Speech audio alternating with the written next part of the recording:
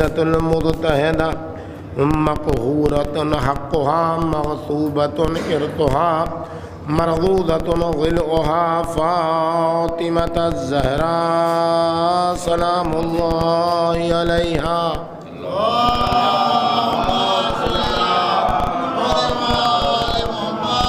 وعلى بعلها وبنيها والسر المستودع فيها لا سيما على بقية الله في الأرضين سلام على آل ياسين قاني آياته السلام عليك يا باب الله وديان دينه السلام عليك يا خليفة الله وناصر حقه السلام عليك يا حجة الله ودليل إرادته بهم نتولى ومن عديهم نتبرأ إلى الله أما بعد فقد قال رسول الله صلى الله عليه وآله وسلم إن بطن أمك کانا للامامت ویا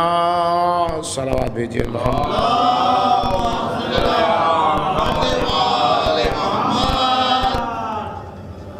حضرات گرامی التماس ہے کہ ایک مرتبہ سورہ حمد اور 3 مرتبہ سورہ قل هو اللہ کی تلاوت فرما کر مولانا ممتاز علی صاحب قبلہ اور ان مجالس اعضاء میں خدمت انجام دینے والے مرحومین اور بانی مجلس کے مرحومین کی طرف سے پڑھ کے جناب سیدہ کو ہدیہ فرما دیں.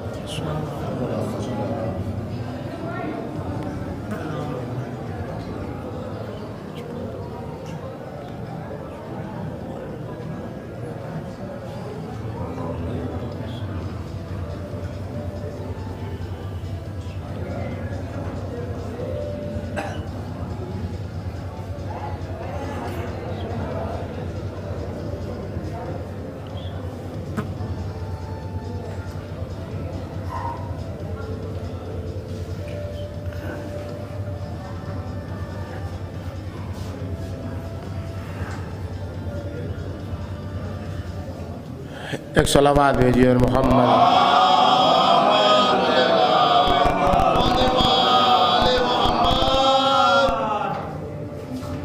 لائق ستائش اور درود و سلام ہے یہاں کے مومنین جو مسلسل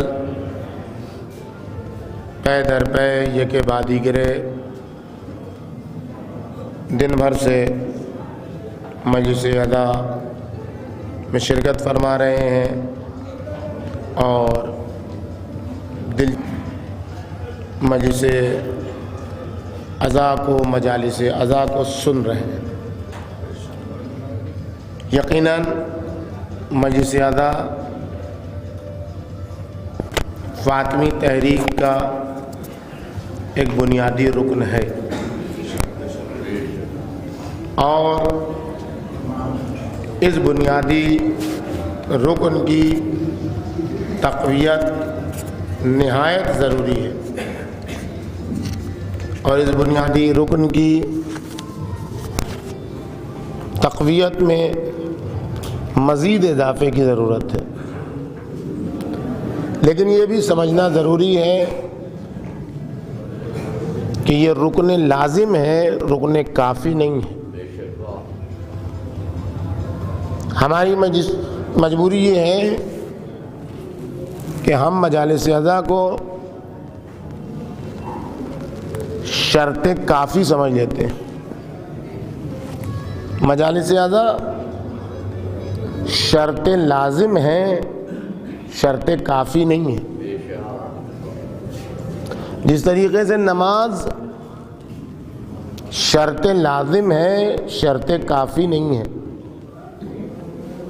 یعنی اگر نماز نہیں پڑھی تو کچھ نہیں قبول ہے. ان قبلت قبل ما سواہا و ان ردت رد ما سواہا. اگر نماز قبول تو سب کچھ قبول، اور اگر نماز رد تو سب کچھ رد. تو نماز لازمی شرط ہے ایک مسلمان کے لیے. فروع دین کی بنیادی شرط کا نام نماز ہے. اس کے بغیر کچھ نہیں ہو سکتا. جتنے اعمال انجام دے لیجئے، اگر نماز نہیں ہے تو سب حقارت ہے، سب بیکار ہے. لیکن ایسا نہیں ہے کہ اگر نماز پڑھ لی تو پھر جو دل میں آئے سو کرتے رہیے. ایسا نہیں ہے کہ نماز پڑھ لی تو اب بالکل آپ کو آزاد چھوڑ دیا گیا ہے کہ اب آپ ہر طریقے سے آپ آزاد ہیں چونکہ آپ نے نماز پڑھ لی. نہیں، ایسا نہیں ہے. نماز دینداری کے لیے شرط لازم ہے، شرط کافی نہیں ہے کہ نماز پڑھنے کے بعد آپ جو چاہے کریں، جدھر چاہے گھومیں، بے محابہ ادھر ادھر، جو چونکہ نماز پڑھ چکے. نہیں، ایسا نہیں ہے. اسی طریقے سے عزاداری اعتقاد کی شرط لازم ہے، محبت کی شرط لازم ہے کہ عزاداری کے بغیر آپ کوئی بھی نیک کام انجام دیں اور عزاداری نہ کریں اور مجلس نہ کریں اور ماتم نہ کریں اور اس میں فروغ نہ دیں تو آپ سمجھیں کہ آپ کی محبت قبول ہے. ایسا نہیں ہو سکتا ہے. لیکن یہ نہیں ہے کہ آپ نے مجلس کر لی یا مجلس میں شرکت کر لی تو اب جو دل میں آئے وہ کریے اور اب کسی اور چیز کی ضرورت نہیں ہے، اب کوئی دوسرا کام کرنے کی ضرورت نہیں، بلکہ عزاداری اس شرط لازم کا نام ہے، اس بنیاد کا نام ہے جس پر فاطمی تحریک کی عمارت کو تیار کرنا ہے. اور ہماری ذمہ داری ہے کہ ہم فاطمی تحریک کی عمارتوں کو مضبوط کریں عزاداری کے صدقے میں، مجالس عزا کے صدقے میں. میں مسلسل کی خدمت میں جب بھی آیا یہاں مجلس پڑھنے یہ عرض کیا ہے میں نے اور پھر عرض کر رہا ہوں کہ ان مجالس عزا کو اپنے علاقے میں، اس علاقے میں ایک نعمت غیر مترقبہ کے عنوان سے دیکھیے کہ آج سے 17 سال پہلے اس علاقے کی شناخت کتنی تھی اور صدیقہ طاہرہ کے صدقے میں اس علاقے کی شان میں کتنا اضافہ ہوا ہے.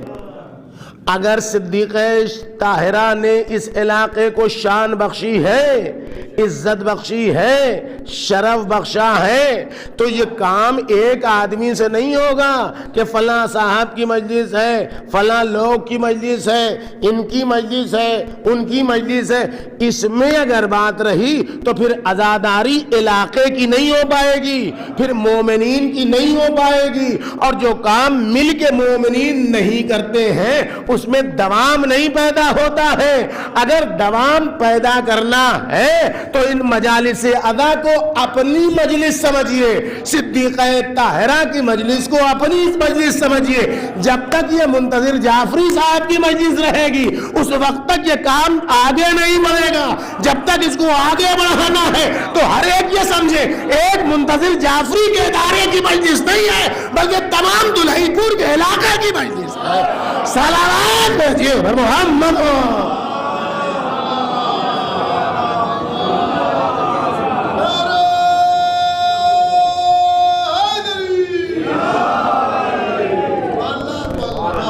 کو سمجھنا ہوگا، ہر ایک طریقے سے سمجھنا ہوگا کہ سب کا یہ پروگرام ہے، سب کا یہ کام.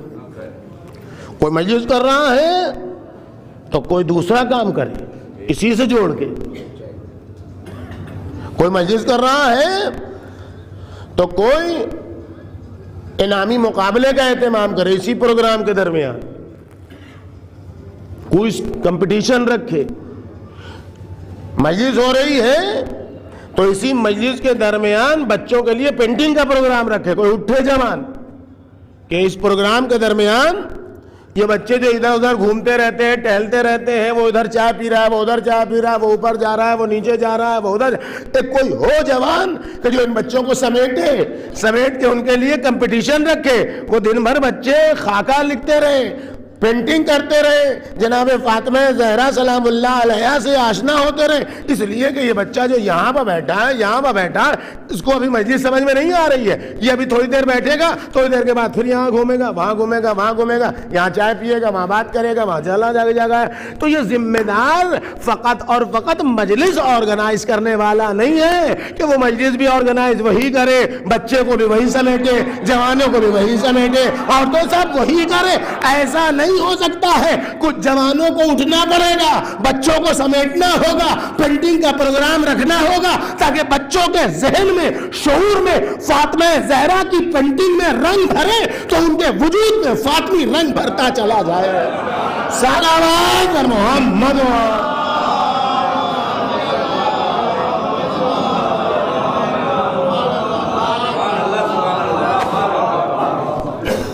کچھ جوانوں کو میدان میں آنا پڑے گا کہ وہ آئیں میدان میں، کوئز کمپٹیشن رکھیں جوانوں کے لیے، سوال پہلے سے آمادہ کریں اور لوگوں میں پہلے سے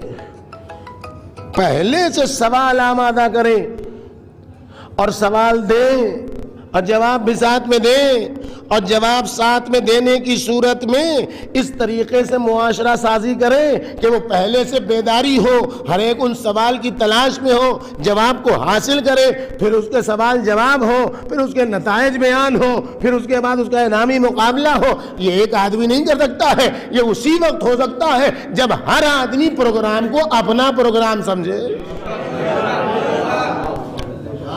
صدیقہ طاہرہ نے کہا تھا امیر المومنین سے اپنی وصیت میں کہ یا علی، مجھے دفن کرنے کے بعد میری قبر پہ بیٹھیے گا اور قرآن پڑھیے گا اور دیر تک قرآن پڑھتے رہیے گا، اس لیے کہ شب اول قبر میں جانے والے کو وحشت ہوتی ہے، ایک مانوس آواز کی ضرورت ہوتی ہے، آپ قرآن پڑھیے گا مجھے انسیت ملے گی۔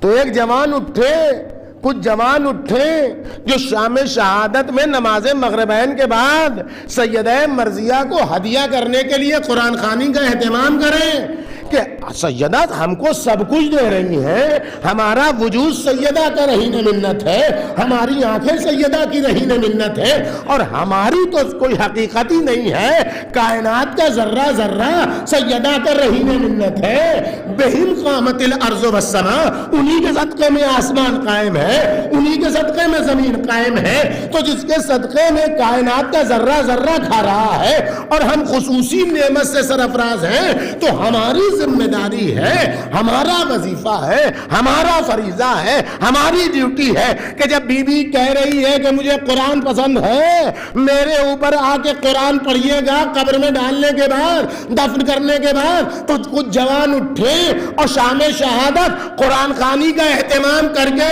آواز دے، بی بی آپ نے کہا تھا ہم قرآن کا ہدیہ آپ کو پیش کر رہے ہیں، ایک صلوات بھیجیے۔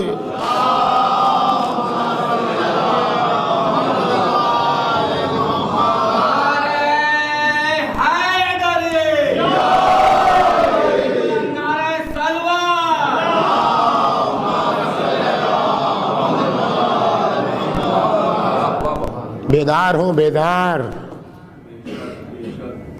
فاطمیہ کو امام باڑے سے باہر نکالیے،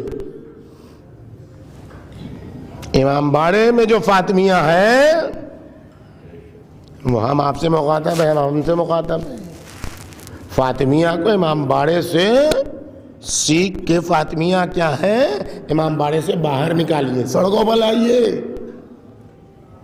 فاطمیہ کو سڑکوں پر لائیے۔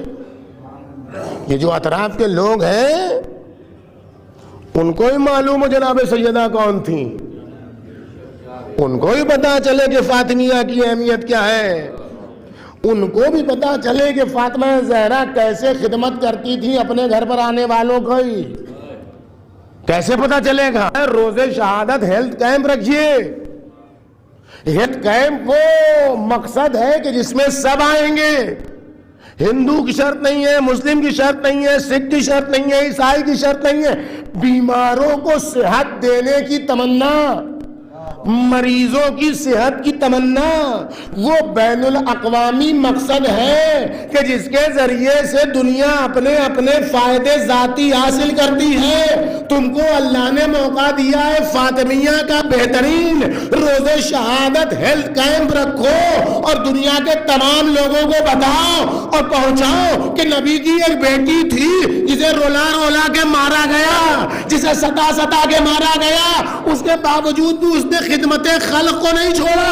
انار آیا تھا, برادر علی مرتضیٰ نے مریض کو دے دیا. فاطمہ وہ ہے جو اپنی مرض کے عالم میں بھی مریضوں کو نہیں بھولتی ہے. شہادت فاطمیہ میں مریضوں کا مفت علاج کرا کے فاطمیہ کو فروغ دو تاکہ ساری دنیا تک فاطمیہ پہنچ سکے.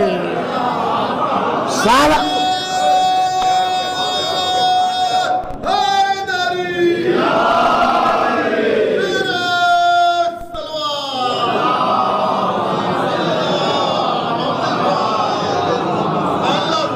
فاطمیہ کو سڑکوں پر لاؤ.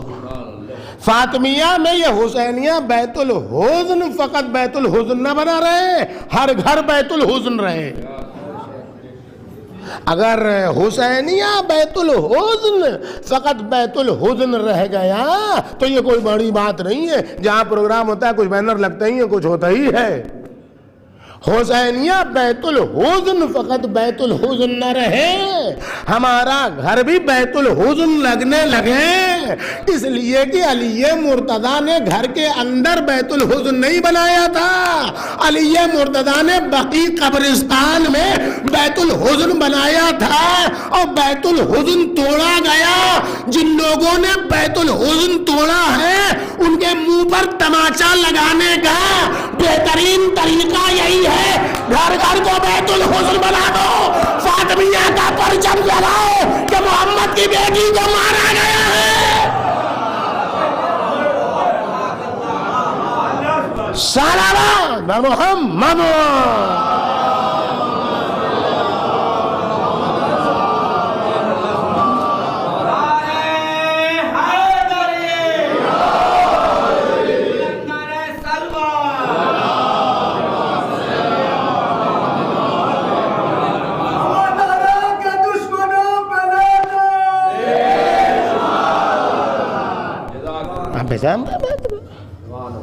صدیقہ طاہرہ کہ بیت الحزن کو عام کر دو, اپنا لباس لباس حزن بنا لو. اتنا سیاہ پوش کر دو علاقے کو کہ ہر ایک یہ پوچھنے پر مجبور ہو جائے کہ کیا محرم پھر آ گیا. اور جب پوچھے کہ کیا ہے تو یہ مت کہو کہ فاطمہ زہرا کی مجلس میں جا رہے ہیں. علماء نے کیا سکھایا, مراجع اعظام نے کیا سکھایا, آیت اللہ العظمی بہجت اللہ مقامہ نے کیا سکھایا. یہ مت کہو, جب بھی جاؤ لباس ادا پہن کے. لباس ادا فیشن نہ بن جائے.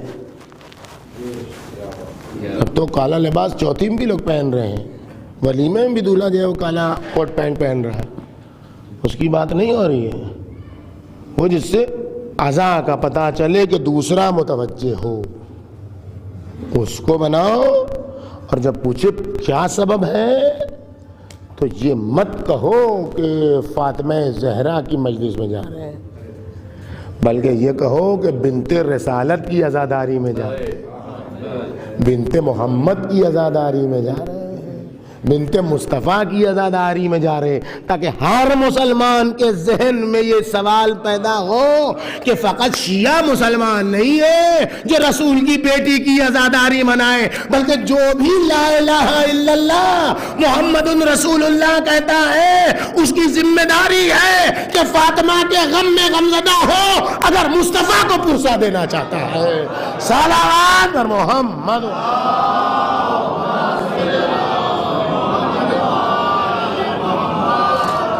اس لیے کہ فاطمہ کا غم سلام اللہ علیہا مصطفیٰ کو غم زدہ کرتا ہے. غم تو بہت دور کی بات ہے, اترا ہوا چہرہ فاطمہ کا، اترا ہوا چہرہ فاطمہ کا مصطفیٰ کی نگاہوں میں آ جاتا ہے۔ اب پیغمبر اکرم پوچھتے ہیں کہ بیٹی یہ چہرہ اترا ہوا کیوں ہے؟ تو جب مصطفیٰ کو فاطمہ کا اترا ہوا چہرہ پسند نہیں ہے تو فاطمہ کا غمزدہ چہرہ یبسطنی ما یبسطها وَيَقْبِضُنِي مَا يَقْبِضُهَا، جو چیز فاطمہ کو مسرور کرتی ہے وہ مجھے مسرور کرتی ہے، جو چیز فاطمہ کو کبیدہ خاطر کرتی ہے وہ مجھے کبیدہ خاطر کرتی ہے۔ تو فاطمہ زہرا سلام اللہ علیہا کا غم مصطفیٰ کا غم ہے، اور غم تو بہت اونچی چیز ہے۔ فاطمہ کا سلام اللہ علیہا کا اترا ہوا چہرہ، اترا ہوا چہرہ مصطفیٰ کو محزون کر دیتا ہے۔ گھر میں وارد ہوئے پیغمبر اکرم، دیکھا بیٹی کا چہرہ اترا ہوا ہے۔ بیٹی خیریت تو ہے؟ آج تمہارے چہرے پر وہ کیفیت نہیں ہے جو میرے آنے پر ہوتی ہے، حشاش بشاش چہرہ نہیں ہے۔ کہے بابا، یہ حمیرہ کہتی ہے، پیشانی کے اوپر سے اڑے ہوئے بال والی عورت کہتی ہے کہ میں تمہاری ماں سے افضل ہوں، فخر کرتی ہے میری ماں پر وہ عورت جس کی پیشانی کے اوپر کا بال اڑا ہوا ہے آگے سے۔ یہ کہہ رہی ہے، فخر کر رہی ہے۔ مصطفیٰ نے کوئی جواب نہیں دیا کہ تم یہ جواب دو، بلکہ پیغمبر اکرم نے صدیقہ طاہرہ سے ان کی ماں کی فضیلت بیان کی۔ پیغمبر اکرم یہ کہہ سکتے تھے تم جواب دو بیٹی اس کو؟ نہیں، پیغمبر اکرم نے یہ نہیں فرمایا تم جواب دو بیٹی۔ پیغمبر اکرم نے بتایا تمہاری ماں کیا ہے، یعنی پیغمبر اکرم نے اپنے عمل سے جواب دیا کہ جو خدیجہ کے مقابلے میں قد علم کرنا چاہے وہ جواب کے لائق نہیں ہے۔ جو خدیجہ طاہرہ کے مد مقابل آنا چاہے اس کو مصطفیٰ منہ نہیں لگاتے، وہ اس لائق نہیں ہے کہ پیغمبر جیسی ذات اس کو جواب دے۔ اور یہ جواب نہ دینے کا ہنر پیغمبر اکرم نے اللہ سے سیکھا ہے۔ جی یہ بہت اہم چیز ہے کہ کسی کو جواب کے لائق نہ سمجھنا، اس کی بات کو اگنور کر دینا، توجہ نہ دینا، یہ سب سے پہلے اللہ کا کام ہے۔ اور پیغمبر ہے مظہر جلال و جمال الہی، اللہ ہے ظاہر، مصطفیٰ ہے مظہر، لہذا جو کچھ اللہ نے کیا ہے وہ مصطفیٰ کے کردار میں جھلک رہا ہے۔ اللہ نے سب سے پہلے کیا وہاں عالم ملکوت میں۔ فرمان علی صاحب نے جب آدم و ابلیس کا تذکرہ کیا ہے مختلف جگہوں پر قرآن مجید میں، حاشیے میں، تو اس میں ایک جگہ لکھا انہوں نے کہ ابلیس کو غلط فہمی ہو گئی تھی یہ سمجھنے میں کہ آگ افضل ہے۔ آگ افضل نہیں ہے، مٹی افضل ہے۔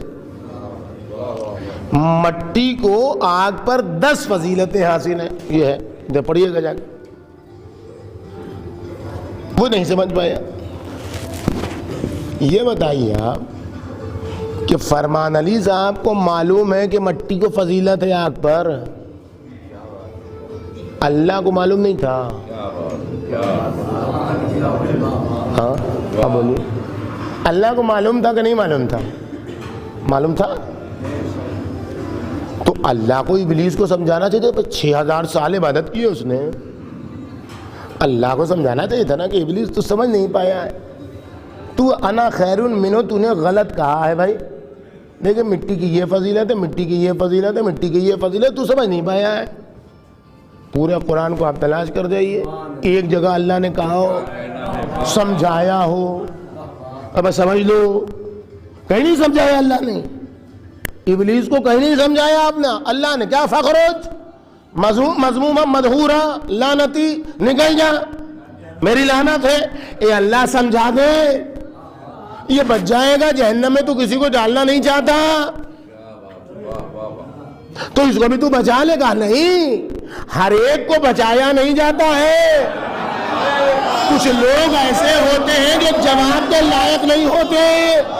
کچھ لوگ ایسے ہوتے ہیں جو اپنی ایک حرکت سے راندہ درگاہ ہو جاتے ہیں, برباد ہو جاتے ہیں. اگر آج اس کو جواب دے دوں تو ہمیشہ ہر نااہل کو اہل جواب دے گا. مجھے کچھ صاحبان اہل کو بتانا ہے کہ جب نااہل منہ گھمائے تو ہمیشہ جواب نہیں دیتے.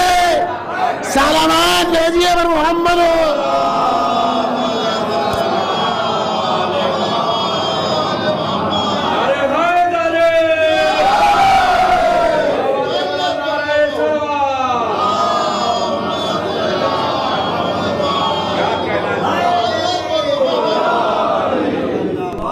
کہا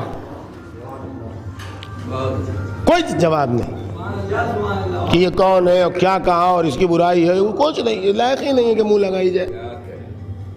اس سے چھوڑو اس کو. کہا بیٹی انا بطن امک, بیٹی تم کبیدہ خاطر کیوں ہوتی ہو؟ تمہاری ماں کا شکم اقدس, تمہاری ماں کا بطن مقدس ظرف ہے امامت کا. ان بطن امک کانا للامامت ویا, تمہاری ماں کا شکم اطہر ظرف امامت ہے. یعنی رسول اللہ نے فاطمہ زہرا سلام اللہ علیہا کی ماں کے سعی وجودی کو بیان کیا ہے کہ جناب خدیجہ طاہرہ اس وسعت وجود اور اس وسیع ترین ظرف کی حامل خاتون کا نام ہے جس صدف وجود میں اللہ نے گوہر امامت کو قرار دیا ہے. فاطمہ زہرا سلام اللہ علیہا کی ماں کا وجود کائنات کا وسیع ترین وجود ہے. اس لیے کہ امامت ہے کیا؟ امامت نام ہے اللہ کے اس کمال کا کہ جو کچھ اللہ کے پاس ہے دینے کے لیے, جو کچھ اللہ کے پاس اس دنیا میں دینے کے لیے ہے اور اس دنیا سے ہو کے جو کچھ وہاں دینے کے لیے ہے, وہ سب کچھ اللہ نے امامت میں ڈال دیا ہے. وہ سب کچھ اللہ نے امامت میں احسا کر دیا ہے. سورہ یاسین پڑھیے, کیا ہے؟ ہم نے امام مبین میں کل شے کو احسا کر دیا ہے. امامت کیا ہے؟ ایسا نہ ہو ہم نے امام کی ذات میں ہر شے کو, شے وہ اوسع المفہوم ہے, وہ وسیع ترین مفہوم ہے جس میں سب کچھ آ جاتا ہے. امام وہ ہے کہ جس کے اندر اللہ نے سب کچھ ڈال دیا ہے, احسا کر دیا ہے کہ جس کو جو کچھ ملے گا اس کائنات میں وہ امام سے, اور جس کو جو کچھ ملے گا وہاں وہ بھی امام کے ذریعے. یہاں جس امام کو مانے گا یوم ندو کل اناس، یہاں سب کچھ ہے امام کی ذات میں ایسا، لیکن ہے انسان آزاد. اس امام کو مانے جو امام مبین ہے، اختیار ہے. اس امام کو نہ مانے جو امام مبین ہے، کوئی مشکل نہیں ہے. دونوں قسم کے امام بنائے ہیں اللہ نے. یہدونا بامرنا بھی بنایا ہے، جو ہدایت کرتے ہیں اللہ کے حکم سے، وہ بھی امام ہے. یدعونا الی النار بھی بنایا ہے، جو جہنم کی دعوت دیتے ہیں وہ بھی بنایا ہے. لیکن کمال کو منحصر کیا ہے امام مبین میں. لیکن اب جب قیامت آئے گی اور وہاں سب کچھ کھلے گا تو وہاں پھر پکارا جائے گا یوم ندو کل اناس بامامہم. ہم وہاں ہر ایک کو اس کے امام کے مطابق پکاریں گے.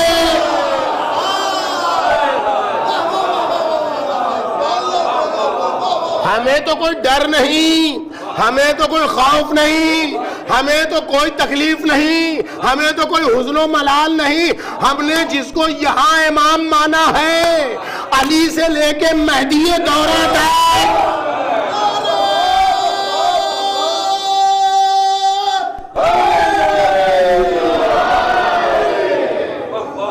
جب ہمیں وہاں پکارا جائے گا یوم ندو کل اناس بامامہم، ہم وہاں ہر ایک کو اس کے امام کے مطابق پکاریں گے. تو جس نے جس کو جیسے کو امام بنایا ہے وہ وہاں فکر کرے جو انجام اس کے امام کا ہوگا وہی انجام اس کا ہوگا.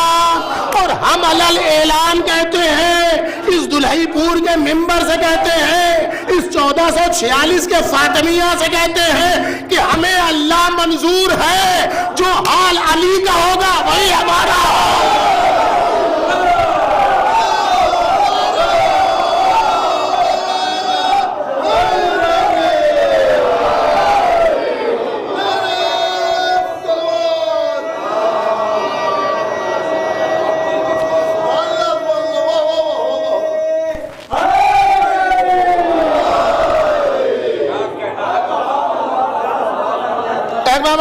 سلامات بر محمد.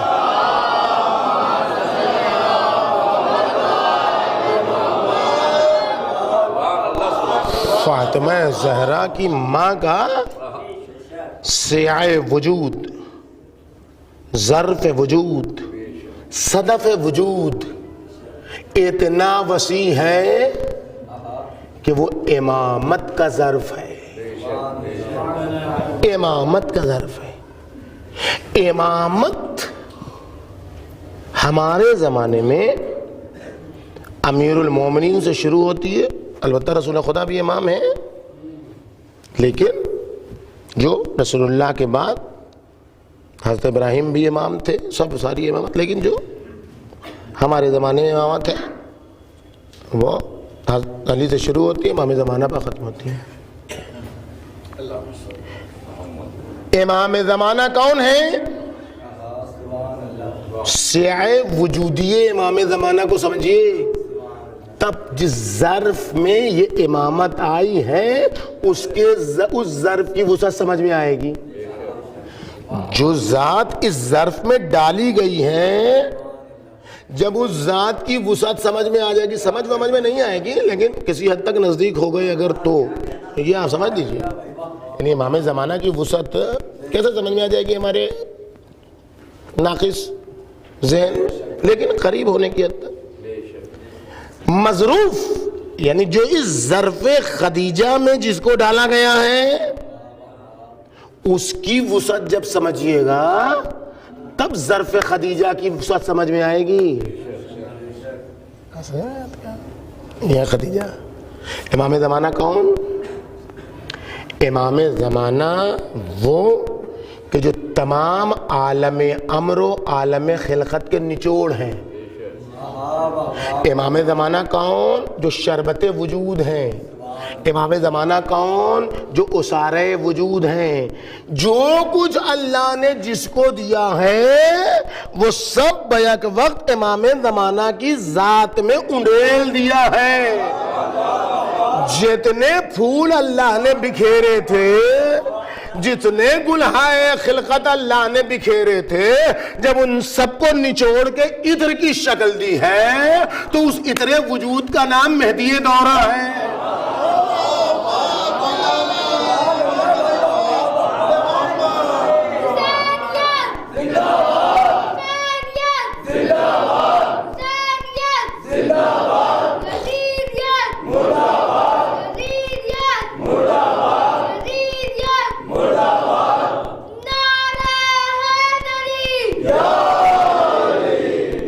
سلامات بھیجیے اور محمد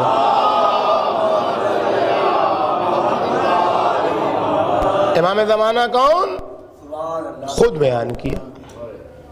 سیاہ وجودی آپ دیکھیں، جب دیوار کعبہ پر ٹیک لگائیں گے، مستجار پر وہ بھی ٹیک لگائیں گے۔ خانہ کعبہ جو ہے، کعبہ کہتے ہیں یہ چوکور ہے، تو اس کی الگ الگ دیواریں ہیں، الگ الگ اس کے نام ہیں، رکن یمانی اور رکن حتیم اور آخر میں رکن مستجار۔ مستجار کا مطلب کیا ہوتا ہے؟ پناہ لینے کی جگہ۔ یہ رکن مستجار وہی ہے جہاں پر جناب فاطمہ بنت اسد نے پناہ لی تھی۔ یہ رکن مستجار وہی ہے، وہ پناہ کی جگہ۔ آخر میں جب حاجی جاتا ہے طواف کرنے تو یہیں رکن مستجار پر آخری طواف میں بوسہ لینے کا حکم ہے۔ اب یہ بات آ گئی ہے تو حج پہ جانا نصیب کرے اللہ سب کو، لیکن توفیق دے کہ اپنی گڑھی ہوئی استطاعت کو بیان نہ کرے، اللہ کی بتائی ہوئی استطاعت کے مطابق۔ ہم لوگ اپنی گڑھی ہوئی استطاعت کو دیکھتے تو کبھی حج میں جا ہی نہیں سکتے، اس لیے کہ ابھی تو مولوی صاحب ہم قرض دار ہیں، لون چکا رہے ہیں، حج کیسے کریں؟ بیٹی کی شادی کرنا ہے، کتنے سال کی بیٹی ہے؟ 3 سال کی مجھا۔ ہم دیکھیں یہ سب ابھی تو ریٹائر نہیں ہوئے، ہڈی جب سست ہو جائے گی تب تو حج کریں گے۔ یہاں جوانوں کی تو ہڈی بول جاتی، یہ جائیں گے جو ریٹائر ہونے کے بعد۔ دیگر ممالک کی شرط یہ ہے، انڈونیشیا وغیرہ کی، کہ وہ جب حج کیے ہوتے ہیں تب ان کی شادی ہوتی ہے۔ انڈونیشیا میں یہ شرط ہے کہ پوچھا جاتا ہے، جیسے ہم لوگ یہ پوچھا جاتا ہے نا کتنا کماتا ہے، کیا کرتا ہے، کتنا دیجیے گا، کتنا لیجیے گا، یہ سب پوچھا جاتا ہے ہم لوگ یہاں۔ انڈونیشیا میں سب سے پہلے یہ پوچھا جاتا ہے اپنی لڑکی اس وقت دیں گے کہ یہ لڑکا حج کر چکا ہے یا نہیں۔ یہ دیکھیں، یہ دیگر ممالک کی یہ صورتحال ہے، اور ہمارے یہاں پوچھا جاتا ہے کم مر رہے ہیں چلیے گا حج پر۔ اپنی جان خود ہی وبال جان ہے، اور وہ جا رہے ہیں حج کرنے کے لیے۔ حج اور حج ایسی عبادت ہے کہ اگر استطاعت کے بعد نہیں کیا اور لیت العل کرتے رہے، یہ ہے یہ ہے اور یہ ہے، تو مرنے کا وقت جب آئے گا تو فرشتہ، اچھا یہ تمنا کہ میرا بیٹا کروا دے گا، جب آپ کو اب خود اپنی فکر نہیں ہے تو اولاد کیا؟ اس کو تو مفت کا مال ملے گا، آپ نے تو کما کے محنت سے کما کے جمع کیا ہے، اس کو تو مفت کا ملے گا، ایسے اڑائے گی کہ پتہ بھی نہیں چلے گا۔ دیندار ہوگی تو شاید کچھ اچھے میں اڑا دے، اب بے دین ہوئی تب تو اور قیامت ہے۔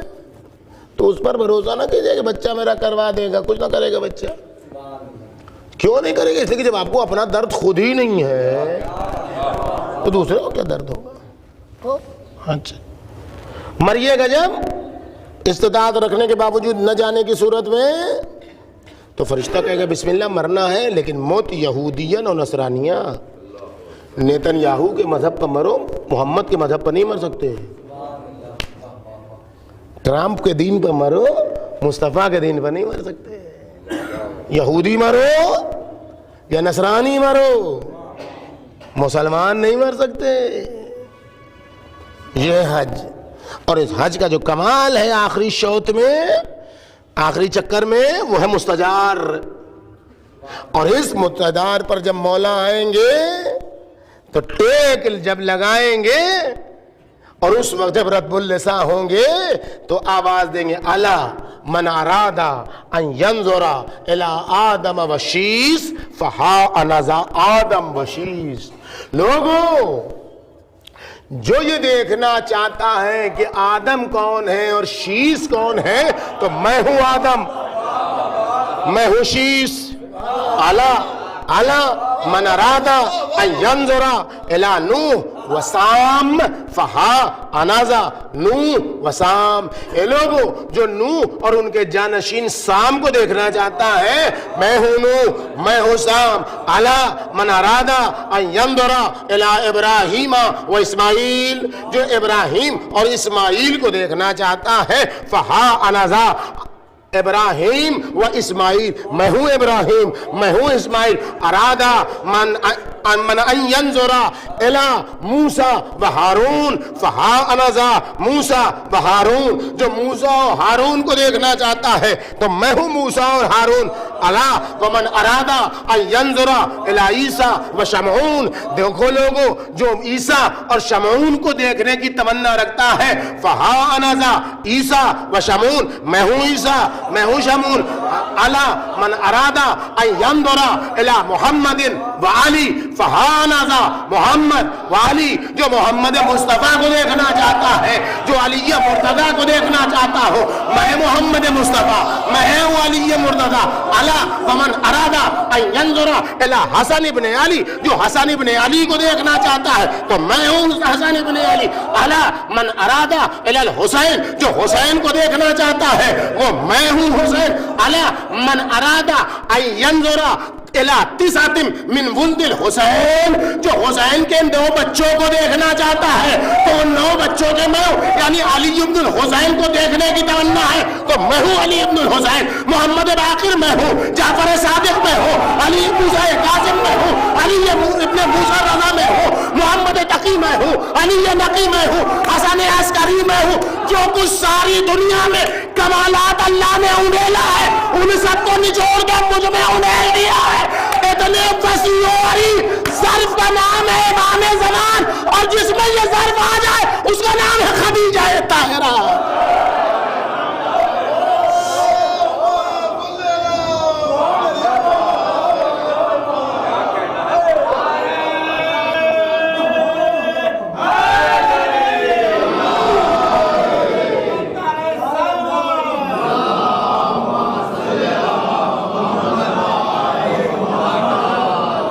اتنا وسیع ترین وجود، اتنا وسیع ترین مظروف مہدی دورہ، اور اس مظروف کا ظرف خدیجہ طاہرہ. وسعت وجودی خدیجہ کو درک کرنا محال ہے جب تک کہ خود میں وسعت پیدا نہ ہو. جب تک کہ پانی ہم پیتے ہیں، بہو پانی لے آؤ ذرا، ایک صلوات بھیجیے اور محمد و آل محمد. ہے پانی یہاں پر؟ نہیں پر لا، آدھا گلاس، آدھا گلاس ہم لوگ، آدھا گلاس بس.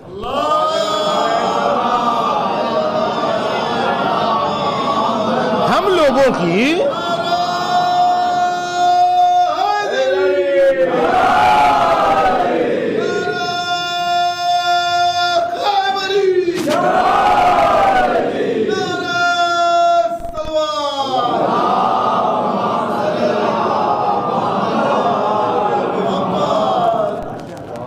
ہم لوگوں کی مشکل بہت بڑی ہے. ہم لوگوں کا ظرف ہے اتنا بڑا، اتنا سا چھوٹا سا، اور ہم لوگوں کی تمنا یہ ہے کہ دنیا کی ساری چیزیں ہمیں ہی دے دی جائیں. یہ کیسے ہو سکتا ہے بھائی؟ یہ کیسے ہو سکتا ہے؟ یہ پانی پیتے تو ہم ہیں لیکن نہیں، پینے کے لیے نہیں مانگا تھا. لیکن یہ ہے اتنا خالی خالی ہے نا.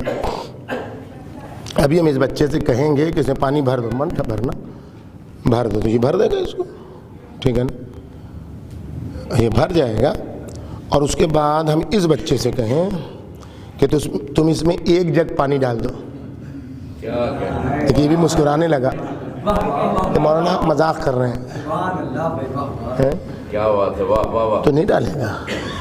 اس سے کیا تو یہ بھی نہیں ڈالے گا، پورا جگ نہیں ڈالے گا. ڈالے گا؟ نہیں ڈالے گا. کیوں؟ اس لیے کہ خود ہی بھرا ہوا. اگر یہ پانی ڈالے گا تو پانی ضائع ہوگا. خلاف عقل ہے اس میں 1 جگ پانی ڈالنا، اور 2 جگ تو اس سے زیادہ. اور اب دیکھیں کیوں؟ اس لیے کہ اس ظرف میں صلاحیت نہیں ہے کہ 1 جگ اس میں پانی آ جائے. ہاں 1 آدمی ڈال دے گا جو میرا اندھا عاشق ہوگا، جس کو نہ عقل ہوگی نہ شعور ہوگا. وہ کہے گا جناب نے کہا ہے اس لیے ڈال دو. جناب غلط نہیں کہہ سکتے. تو یہ اندھا عاشق ہے، اس کا کوئی ویلیو ہی نہیں، اس کی کوئی حقیقت ہی نہیں ہے. اندھے عاشق کیوں؟ اس لیے کہ اس کے پاس یہ فقط میرے اوپر ظلم نہیں کر رہا ہے، یہ خود اپنی ذات پر ظلم کر رہا ہے. جو اندھا عاشق ہے یہ فقط میری عقل کا ماتم نہیں کر رہا ہے، اپنی عقل کا بھی ماتم kar رہا ہے. کیوں؟ پانی پی لیں تھوڑا سا.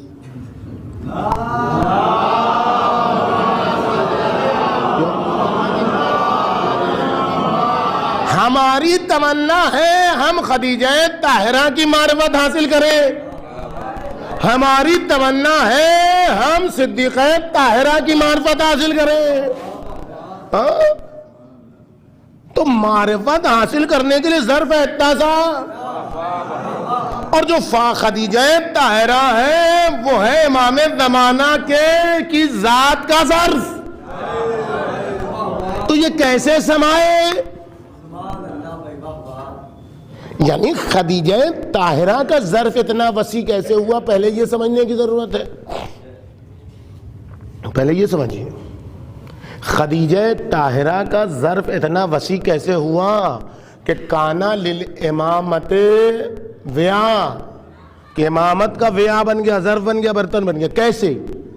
یہ سمجھیے پہلے. اس کو سمجھنے سے پہلے یہ سمجھیے کہ آیا جو اللہ نے ظرف دیا ہے وہ ظرف بڑھنے کے لائق ہے یا نہیں؟ یہ پہلے سمجھیے یہ ظرف بڑھنے کے لائق ہے کہ نہیں. اور ظرف جو بڑھنے کے لائق ہے وہ کس چیز سے انسان کا ظرف؟ یہ گلاس تو کبھی نہیں بڑھے گا. یہ جو گلاس آپ کو دکھایا، یہ گلاس آپ کچھ کر دیجئے یہ گلاس نہیں بڑھے گا. یہ جگ جو ہے وہ جگ نہیں بڑھے گا. یہ اس میں دوسرا جگ اوپر سے لگائیے گا تبھی بڑھے گا، ورنہ اس کی ذات میں کوئی اضافہ نہیں ہو سکتا ہے. کیا انسان بھی ایسے ہی ہے؟ انسان کا ظرف یہ ہے کہ اللہ نے بتایا ہے کہ تم اپنی ذات کو بڑھا سکتے ہو، تم اپنے وجود کی وسعت کو بڑھا سکتے ہو. جب تم بڑھاؤ گے تو اللہ وسیع کرے گا. تو وہ کون سا طریقہ ہے کہ جس سے ظرف وسیع ہوتا ہے تو اللہ بڑھاتا ہے؟ لئن شکرتم لأزیدنکم. جو کچھ ہم نے تم کو بن مانگے دے دیا ہے اس کا تم شکر ادا کرو. ہم بتا رہے ہیں وجود کیسے بڑھتا ہے کہ اللہ انڈیلے جو کچھ بن مانگے دیا ہے اس کا شکریہ ادا کرو. تو شکریہ ادا کرو گے. لئن شکرتم، اگر تم شکریہ ادا کرو گے تو ہم کیا کریں گے؟ کیا دیں گے؟ نعمت. عام طور پر یہ ترجمہ ہوتا ہے نا کہ اگر تم شکریہ ادا کرو گے تو ہم تمہاری نعمتوں میں اضافہ کریں گے. یہی تو ہے آیت. یہ کہہ رہی ہے آیت، یہ نہیں کہہ رہی. اللہ کے پاس عربی کے کلمات کی کوئی کمی نہیں تھی. اگر اللہ کو یہ بتانا تھا کہ تم شکریہ ادا کرو گے تو ہم تمہاری نعمتوں میں اضافہ کریں گے، تو اللہ صاف صاف کہہ سکتا تھا لَإِن شَكَرْتُمْ لَأَزِيدَنَّ أَنْعُمَكُمْ، اگر تم شکریہ ادا کرو گے تو ہم تمہاری نعمتوں میں اضافہ کریں گے۔ اللہ نے یہ نہیں کہا کہ ہم تمہاری نعمتوں میں اضافہ کریں گے، اللہ نے کہا تم شکریہ ادا کرو، ہم تمہاری ذات میں اضافہ کریں گے۔ لَأَزِيدَنَّكُمْ، تمہارے وجود میں اضافہ کریں گے۔ تم شکریہ ادا کرو دی ہوئی نعمتوں کا، ہم اضافہ کریں گے تمہاری ذات میں، اور جب تمہاری ذات میں اضافہ ہوگا تو تم آگے بڑھ کے ان ذوات مقدسہ کی معرفت حاصل کر سکتے ہو جن کو ہم نے ویائے امامت بنایا ہے۔ تو شکریہ کس کا ادا کرنا ہے؟ دیکھیے اب بات ہے نا، شکریہ کس کا ادا کرنا ہے؟ یہ جو نعمتیں دی ہیں اس کا شکریہ ادا کرنا ہے۔ جوتے کا تسمہ بھی چاہیے تو مجھ سے مانگو، مل جائے تو شکریہ ادا کرو، چھوٹی چھوٹی چیز، جوتے کا تسمہ، اتنا سا آٹا چاہیے ایک عدد روٹی کے لیے، وہ بھی مجھ سے مانگو، میرا شکریہ ادا کرو، یہ ساری چیزیں ہیں۔ لیکن وہ کون سا شکریہ ہے کہ جو انسان کے وجود میں وسعت عطا کرتا ہے؟ یہ سارے شکریہ ہیں، لیکن وہ نعمت جس کے بارے میں سوال ہوگا وہ کون سی نعمت ہے؟ لَتُسْأَلُنَّ يَوْمَئِذٍ عَنِ النَّعِيمِ، قیامت کے دن نعمت خاص کا سوال ہوگا۔ یہ کون سی نعمت ہے جس کے بارے میں سوال ہوگا، اور اس نعمت کا شکریہ کیسے ادا ہوگا، اور اس نعمت کا شکریہ ادا کرنے سے وجود کیسے وسیع ہوگا، اور جب وجود وسیع ہوگا تو وہ کیسے انسان ان ذوات مقدسہ سے متصل ہوگا جو امامت کا ظرف بن گئی۔ اب دیکھیں بات کہاں جا رہی ہے، کتنی طولانی ہوگی بات، اتنا طولانی پڑھیں گے نہیں ہم، لیکن ابھی پڑھنے دیجیے۔ اچھا یہ تو آپ ہے ہی ہے بھائی، کوئی بھی میرے جیسا منچلا ہی خطیب ہوگا، ہم تو چونکہ خطیب نہیں ہیں اس لیے ہم منچلے ہیں، ورنہ کوئی بھی خطیب مولانا قلب جواد صاحب کے بعد ہمت نہیں کرے گا کہ ممبر پر آ جائے۔ لیکن ہر خطیب کو اپنی عزت پیاری ہوتی ہے نا، ہر خطیب کو اپنی عزت پیاری ہے کہ اب ایک تو دن بھر کا تھکا مجمع، آپ دیکھیں 12 بجے سے لے کے اب تک کا ایک مائنس پوائنٹ، دوسرا کامل مجلس ہو گئی، وہ بھی اس ذات کی مجلس ہو گئی جس کے سننے کے لوگ منتظر رہتے ہیں، شاید سال میں 1-2 بار آتے ہوں گے، یہی تو آتے ہیں، پورے سال میں کئی بار آئے آپ کے یہاں؟ ایک بار، ہم تو شاید 1-2 بار آ جاتے ہیں۔ تو یہ ایسا خطیب کہ جو آیا تو مجمع لے کے آیا، جو گیا تو مجمع لے کے گیا۔ ہم دیکھیں اب ایسے خطیب کے بعد ہونا یہ چاہیے تھا کہ مراد رضا کہہ دیتے کہ بس ہو گئی مجلس، لیکن مراد رضا خطیب نہیں ہے، مراد رضا تو فاطمیہ کے پرچارک ہیں، مراد رضا تو فاطمیہ کے مبلغ ہیں، ایک آدمی بھی سنے تب بھی سنا دیں گے، 1000 بھی سنے تب بھی سنا دیں گے۔ اب دیکھیں اب واقعہ تو مجھے کوئی خطیب نہیں پڑھے گا، آپ دیکھ لیجیے کوئی خطیب نہیں پڑھے گا، اور مجھے بھی نہیں پڑھنا چاہیے تھا۔ سوء ادب بھی ہے کہ اب ان کے بعد میں بیٹھا، اب ساری چیزیں سوء ادب بھی ہے کہ ایک بزرگ خطیب کے بعد بہرحال ہم ان کے بچے کے برابر ہیں سن و سال میں بھی، تو یہ بھی بے ادبی ہے، لیکن مجبوری اگر نہ ہوتی تو ہم بھی نہیں پڑھتے مجلس، لیکن پڑھ رہے ہیں، اور اگر ایسا ہوتا البتہ ہم 1-2 آدمی میں بھی پڑھ لیتے ہیں، کوئی ایسی بات نہیں ہے، مجلس ہم 1-2 آدمی میں بھی پڑھ لیتے ہیں، اتنا پڑھنا ہے، لیکن اس کے باوجود تو ایک تو آپ لوگ تھکے ہوئے، اس کے بعد یہ صورتحال، اس کے بعد ہم آگے ممبر پر، لیکن نہ آپ کو پتہ چل رہا ہے کہ ابھی پچھلی مجلس آپ سن کے بیٹھے ہیں، نہ آپ سے پتہ چل رہا ہے، کوئی بھی مجمع یہ والی مجلس فقط دیکھے دن بھر کی یہاں کی مجلس نہ دیکھے، صرف یہ مجلس دیکھے، سمجھے گا ابھی بالکل تازہ دم مجمع بیٹھا ہے، پورا کھانا وانا کھا کے اطمینان سے بیٹھا ہے، خالی سونا ہے اس کو، ایسے ہی سمجھے گا اس مجلس کو دیکھ کے۔ تو بہرحال اللہ آپ لوگ کو، میں نے شروع بھی کہا، اللہ آپ لوگ کے حوصلوں کو سلامت رکھے اور اللہ آپ لوگ کے جذبے کو سلامت رکھے، اللہ آپ کی مجلس کے سننے کے جذبے کا درس دوسروں کو نصیب دے۔ یہ بھی ہے، دوسرے علاقوں کے لوگوں کو بھی آپ لوگوں کا جذبہ عطا کرے۔ یہ میں آپ کی تعریف چاپلوسی میں نہیں کر رہا ہوں، یہ آپ سمجھ لیجیے گا، یہ عادت ہی نہیں ہے منبر پر کہ آپ زیادہ دیر بیٹھے رہے چونکہ ہم کو پڑھنا ہے، نہیں ایسا کچھ بھی نہیں ہے، چونکہ جاتا رہتا ہوں اس لیے کہہ رہا ہوں۔ اللہ آپ کا جذبہ دیگر شہروں کو عطا کرے کہ ان میں بھی مجلس سننے کا سلیقہ پیدا ہو جائے، ٹھیک ہے۔ تو بہرحال تو کہنے کا مقصد یہ ہے کہ ظرف وجود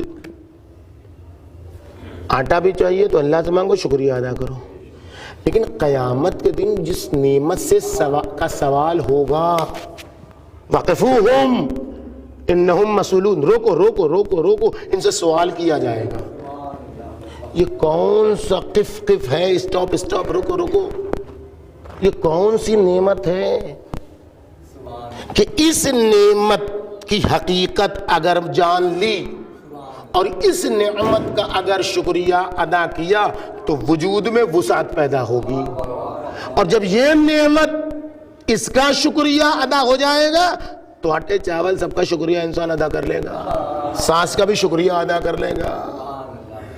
وہ کون سی نعمت ہے؟ یہ اللہ کیا پوچھے گا؟ امام اعظم امام ابو حنیفہ سے صادق آل محمد امام جعفر الصادق علیہ السلام نے سوال کیا کہ ابو حنیفہ یہ بتاؤ کہ اس آیت سے کیا مراد ہے کہ اللہ پوچھے گا اس دن، اور ضرور پوچھے گا، اور بالکل پوچھے گا، اور حتمی پوچھے گا، لَتُسْأَلُنَّ، یہ کیا ہے؟ کون سی نعمت ہے جس کا اللہ سوال کرے گا؟ کہ فرزند رسول یہی آٹا چاول دال پانی دسترخوان گوشت یہی تو پوچھے گا، یہ نعمتیں اللہ، اب آخر یہ نعمتیں بھائی، نعمتیں یہ کوئی معمولی چیزیں نہیں۔ کہے ابو حنیفہ اتنا بتا دو، تم کسی کے گھر مہمان بن کے جاؤ اور وہ تمہارے سامنے دسترخوان چنے، دسترخوان بچھائے اور اس پر نعمتیں چن دے، اور تم دل کھول کے کھاؤ، اور جب تم جانے لگو ہاتھ واتھ دھو کے رخصت خدا حافظ، تو کہے بتائیے کتنا چاول کھایا تھا آپ نے، گوشت کی بوٹی کھائی تھی آپ نے، مہنگے لہسن کتنا اس میں کھایا آپ نے، بہت مہنگا ہو گیا 400 روپے کلو، کتنا کھایا آپ نے، اور پانی کا گلاس پیا آپ نے، تو تم کیا کہو گے؟ کہنے لگے ارے، کہیں گے بہت بڑا کمینہ آدمی ہے، لئیم ہے، پست مزاج ہے، ہم نے تھوڑی سے کچھ کہا تھا کھانے کو دے ہمیں، یہ خود دسترخوان بچھا رہا ہے اور کھلا رہا ہے، اور پھر حساب لے رہا ہے ہم سے کہ کتنا چاول کھایا، کتنا گیہوں کھایا، کتنا گوشت کھایا، کتنا بکرا کھایا، کتنا اونٹ کھایا، کتنا۔ اچھا آپ لوگ 8-10 بوٹی کھا لیں گے، ہم لوگ کیا بہت زیادہ کھانے والا 8-10-20 بوٹی کھائیں گے، ورنہ 1-2 بوٹی میں لوگ ہو جاتے ہیں، وہاں تو بکرا کھانے والے لوگ تھے، اونٹ کھانے والے لوگ تھے، ارے اس سے زیادہ پورا باغ کھانے والے لوگ تھے۔ ایک سلامات بھیجیے نا محمد،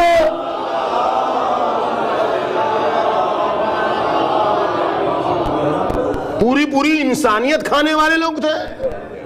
تو یہ وہی کیا کہے ابو حنیفہ، جب ایک انسان تمہیں بلائے کھانے کے لیے اور تمہیں مہمان بلا کے دسترخوان بچھائے اور تم کو کھانا کھلائے انواع و اقسام کی نعمتوں کے ساتھ، اور کھلانے کے بعد تم سے حساب کرے، تم سے سوال کرے کہ کتنا کھایا، تو تمہاری نگاہ میں وہ پست ہے، وہ لئیم ہے، وہ کمینہ ہے؟ کیا تم اللہ کو ایک عام انسان سے بھی کم سمجھتے ہو؟ کہ اللہ نے یہ نعمتیں بچھائی ہیں تمہارے لیے، یہ انواع و اقسام کی نعمتیں بچھائی ہیں تمہارے لیے، یہ سانس دی ہے اس نے تمہارے لیے، تمہارے جس زمانے میں جس غذا کی ضرورت تھی انتظام کیا اس نے تمہارے لیے، اس لیے کہ اس نے تم کو اس دنیا میں مہمان بنا کے بھیجا ہے۔ تم نے پیدا ہوتے وقت تھوڑی کہا تھا اللہ مجھے بھیج دے، اس نے بھیجا ہے تمہیں، تو اس نے انتظام بھی کیا ہے تمہارے لیے۔ تو ایک عام انسان جب مہمان بلاتا ہے تو وہ تو حساب نہیں لیتا ہے، تو اللہ تم سے یہ سب کا حساب لے گا۔ اللہ کو تم ایک انسان سے بھی زیادہ کم سمجھتے ہو۔ ہکا بکا کیا جواب دیں؟ واقعاً کوئی جواب نہیں ہے۔ کہ مولا آپ ہی بتا، شاگرد تھے امام اعظم، شاگرد تھے بھائی، تو کہا کہ آپ ہی بتا دیجئے۔ کہا یہ وہ نعمتیں نہیں ہیں جن کے بارے میں اللہ سوال کرے گا، نعمت جس کے بارے میں اللہ سوال کرے گا وہ ولایت علی ابن ابی طالب کی نعمت ہے۔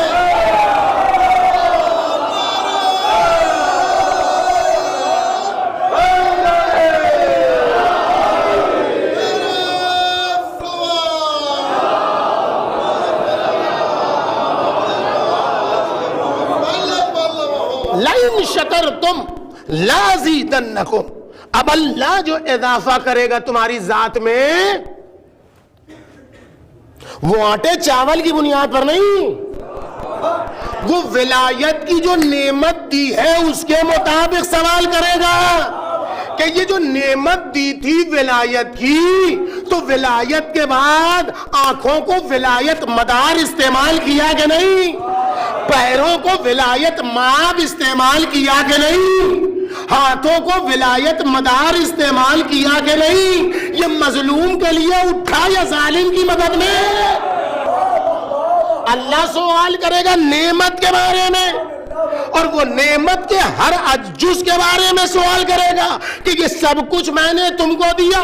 سخر لکم ما فی السماوات و ما فی الارض، کائنات کے ہر ذرے ذرے کو تمہاری خدمت میں دیا تاکہ تم نعمت ولایت کا شکریہ ادا کرو۔ اگر اس کا شکریہ ادا کرو گے تو ہم تمہارے وجود میں اضافہ کرتے چلے جائیں۔ صلوات محمد۔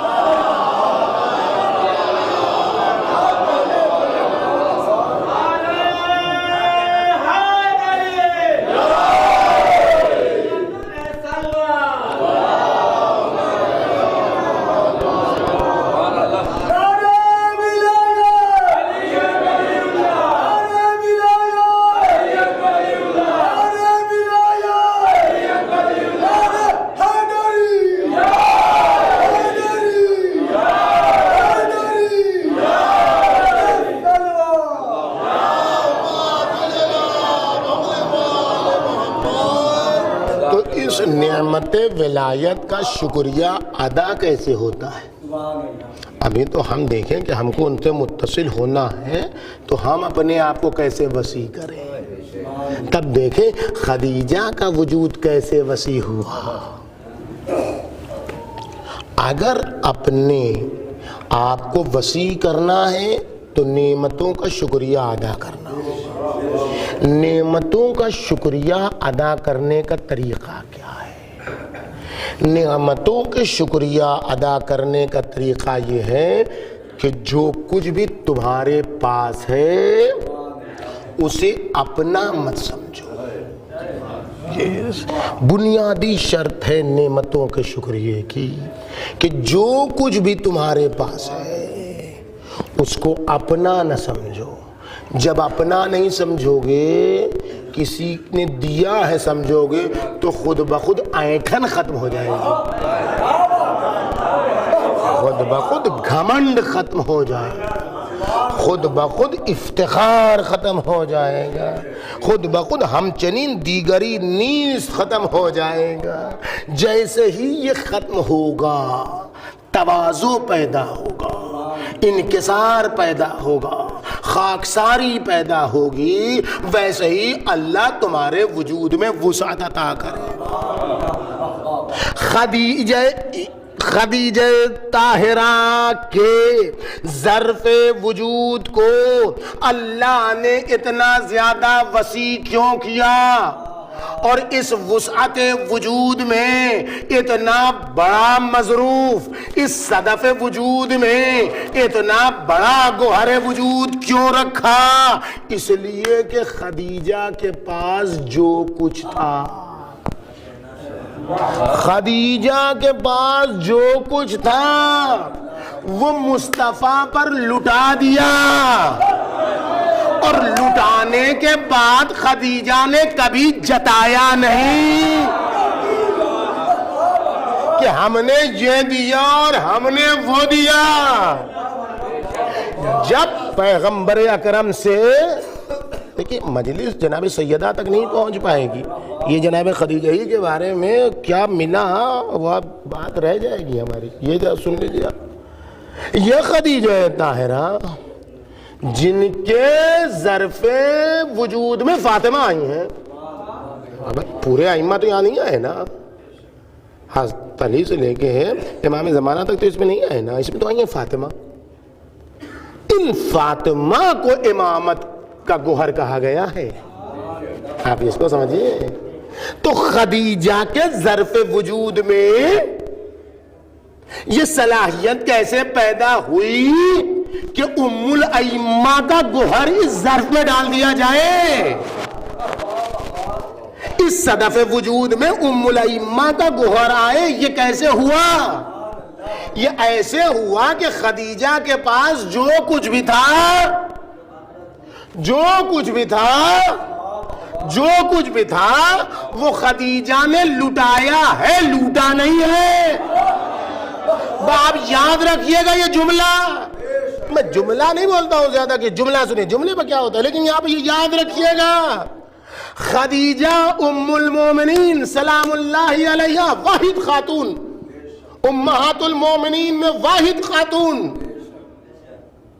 جس کو سلام اللہ علیہا کہنا لازم ہے۔ کسی امہات المومنین میں سے کسی کو آپ سلام اللہ علیہا نہیں کہہ سکتے، صرف خدیجہ کو۔ کیوں؟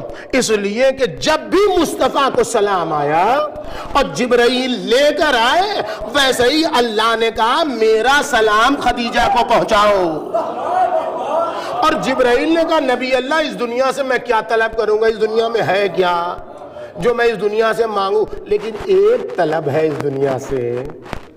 جب بھی جبرائیل آئے، اے نبی اللہ اس دنیا سے میری ایک طلب ہے، ایک درخواست ہے کہ جب خدیجہ کو آپ اللہ کا سلام پہنچائیں تو میری طرف سے بھی خدیجہ کو سلام پہنچا دیں۔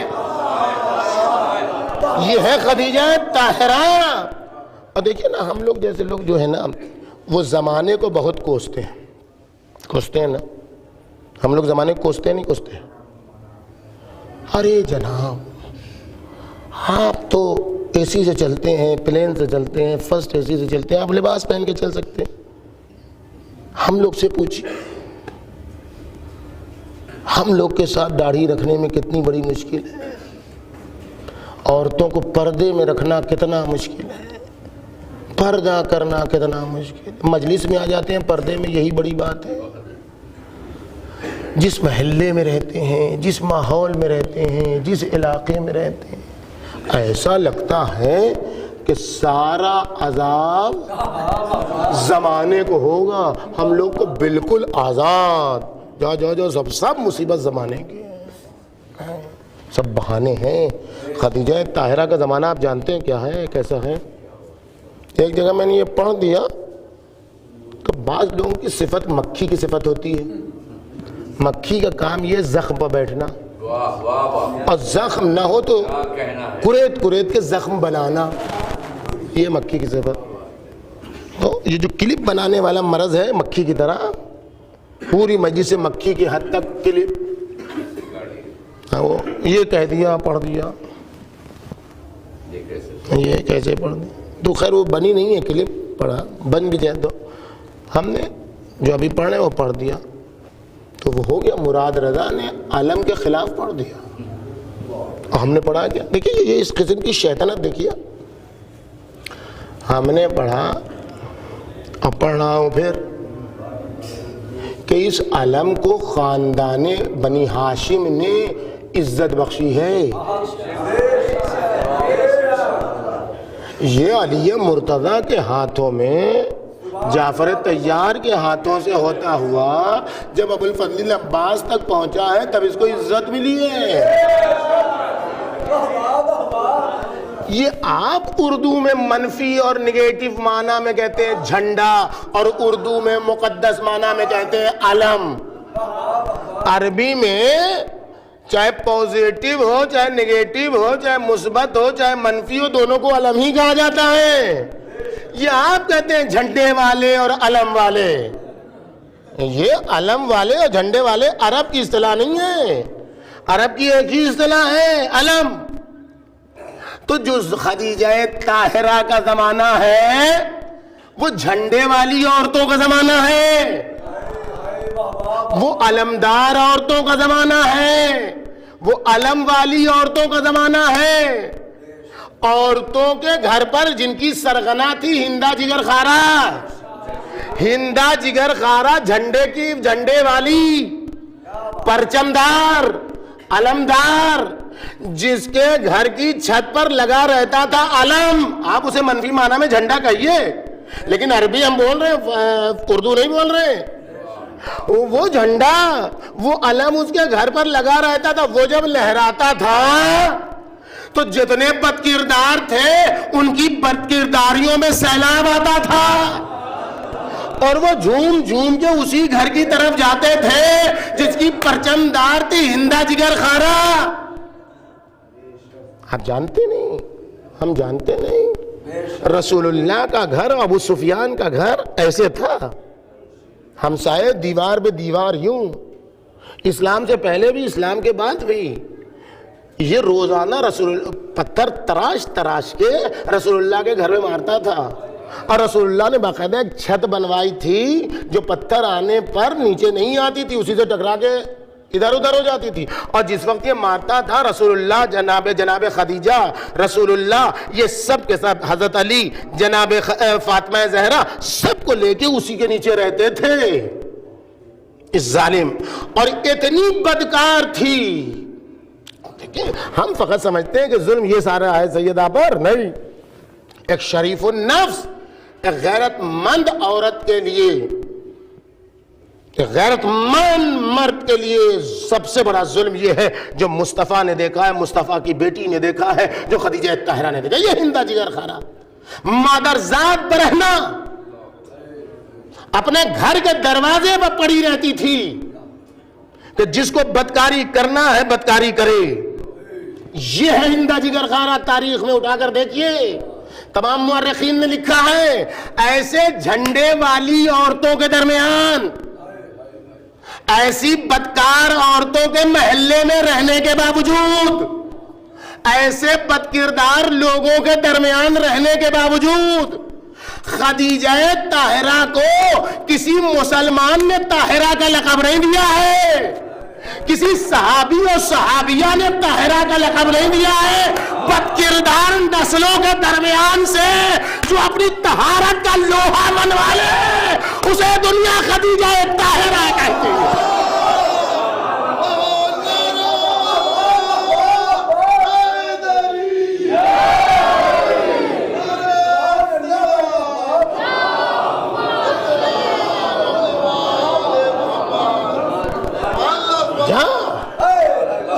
خدیجہ طاہرہ کا کردار ہر غیرت مند مسلمان مرد اور عورت کو درس عبرت و درس حیا و غیرت دیتے ہوئے کہ زمانے کا رونا نہ رو، زمانے کو کوسا نہ دو۔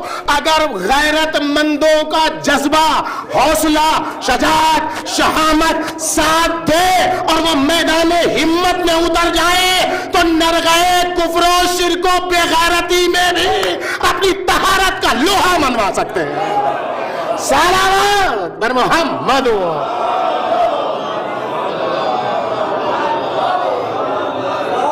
کون ہے خدیجہ طاہرہ؟ امہات المومنین، اور خدیجہ طاہرہ سلام اللہ علیہا ام المومنین، کہ درمیان بنیادی فرق یہ ہے کہ خدیجہ وہ ام المومنین اور وہ مادر امت ہے جس نے مادری کا حق ادا کرتے ہوئے امت کو کھلایا ہے، جس نے امت کو اپنا فرزند سمجھتے ہوئے کھلایا ہے اسے کہتے ہیں ام المومنین خدیجہ، اور جتنی امہات المومنین ہیں انہوں نے اسلام سے کھایا ہے۔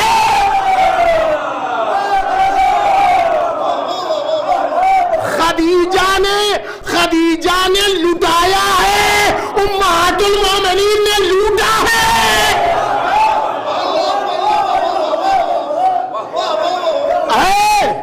محسن سید ابرار خدیجہ، اے محسن سید ابرار خدیجہ، معصوم نما ہے تیرا کردار خدیجہ، معصوم نما ہے تیرا کردار خدیجہ، بے وارثوں کی قافلہ سالار خدیجہ، دیتے ہیں دعائیں تجھے نادار خدیجہ، کعبے میں دیے تو نے جلائے تو جلے ہیں ٹکڑوں پر تیرے سارے مسلمان۔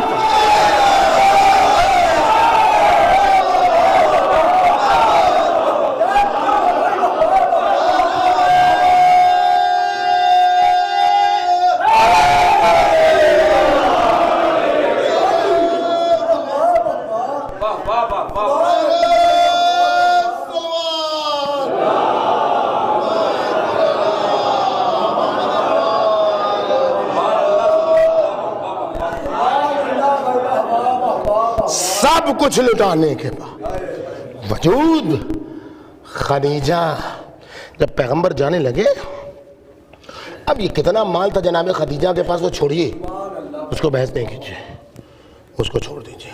جب شادی کے بعد جناب خدیجہ کے گھر میں آئے اور اٹھ کے جانے لگے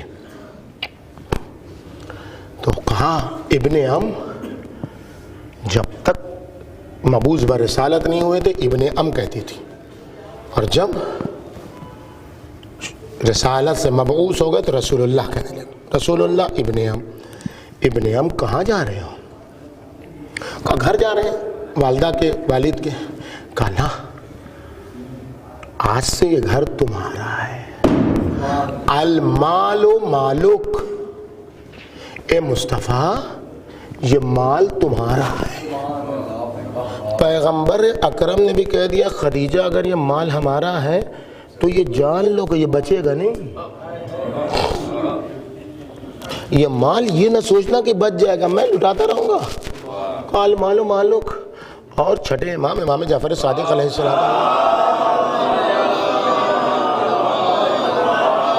فرماتے ہیں کہ ہجرت کے زمانے تک، سن 10 بعثت میں وفات ہے جناب خدیجہ کی، اور ہجرت اس کے بعد، اور ہجرت کے بعد تک جب سے مال آیا، کہا جب لوگ ہجرت پہ جا رہے تھے تو رسول اللہ اونٹ گھوڑے لوگوں کو دیا کرتے کہ جاؤ جاؤ جاؤ جاؤ جاؤ۔ تو کسی نے پوچھا اتنا مال آیا کہاں سے رسول اللہ کے پاس؟ تو مولا نے فرمایا تم کیا سمجھتے ہو خدیجہ کے پاس کتنا مال تھا؟ بھیا آپ سمجھئے۔ اور اب المال مالک وَأَنَا جَارِيَتُكَ، یہ ہے خدیجہ، اے مصطفیٰ یہ مال آپ کا مال ہے، وَأَنَا جَارِيَتُكَ، اور میں آپ کی کنیز ہوں۔ دیکھیے ایک عورت کے پاس پیسہ آ جائے تو وہ اپنے شوہر کو کچھ نہیں سمجھتی۔ آپ دیکھیں عورت مالدار ہو، میاں کے پاس کچھ نہ ہو، دیکھیے قیامت کیا رہتی ہے، کس طریقے سے بیگ ڈھو ڈھو کے چلتے ہیں جناب۔ دیکھیے زمانے میں بے غیرتوں کا زمانہ، بے حیائی۔ لیکن خدیجہ انا جاریتک ملیکۃ العرب ہے، لیکن خود کو مصطفیٰ کی کنیز کہہ رہی ہے۔ اور دیکھیے کہنا تو بہت آسان ہے، ہم لوگ نہیں کہتے ہم لوگ تو مولا کے غلام ہیں، کہتے نہیں ہم لوگ، صبح شام ہم لوگ یہی کہتے ہیں مولا ہم تو آپ کے غلام ہیں، ماں بیوی ہم تو آپ کی کنیز ہیں، کہتے نہیں کہتی عورتیں؟ سچ بتائیے، سچ کہتا ہے کوئی؟ کہتا ہے سچ؟ ہم غلام ہیں مولا کے؟ دل سے بولیے کہ مولا کے غلام ہے یا زبان سے مولا کے غلام ہے؟ کوئی بھی غلام کا کام ہمارا کام ہے؟ جی رہے ہیں اپنی زندگی، غلام کی زندگی اپنی زندگی ہوتی ہے، کھا رہے ہیں اپنی مرضی سے، سو رہے ہیں اپنی مرضی سے، اٹھ رہے ہیں اپنی مرضی سے، جو آیا علم غلم منہ میں، اغلدان بنا ہوا ہے منہ، اور مولا کے غلام کہے کہ مولا کے غلام جو اپنی مرضی سے کھائے، جو اپنی مرضی سے پیے، جو اپنی مرضی سے ہنسے، جو اپنی مرضی سے دیکھے، جو اپنی مرضی سے سنے، جو اپنی مرضی سے چلے، وہ کہیں غلام ہوتا ہے؟ العبد وما فی یدہ لمولا، عبد کی تعریف ہی یہ ہے کہ جو کچھ اس کے پاس ہے سب اس کے مولا کا ہے۔ دیکھنے میں ہاتھ اس کا ہے لیکن مولا کا، دیکھنے میں پیر اس کا لیکن مولا کا، پیے گا تو مولا کی مرضی سے، کھائے گا تو مولا کی مرضی سے، سنے گا تو مولا کی مرضی سے، بال رکھے گا تو مولا کی مرضی سے، کپڑا پہنے گا تو مولا کی مرضی سے۔ صلوات محمد۔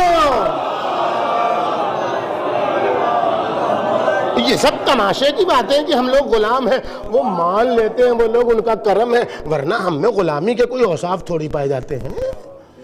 لیکن خدیجہ نے کہا کہ انا جاریتک،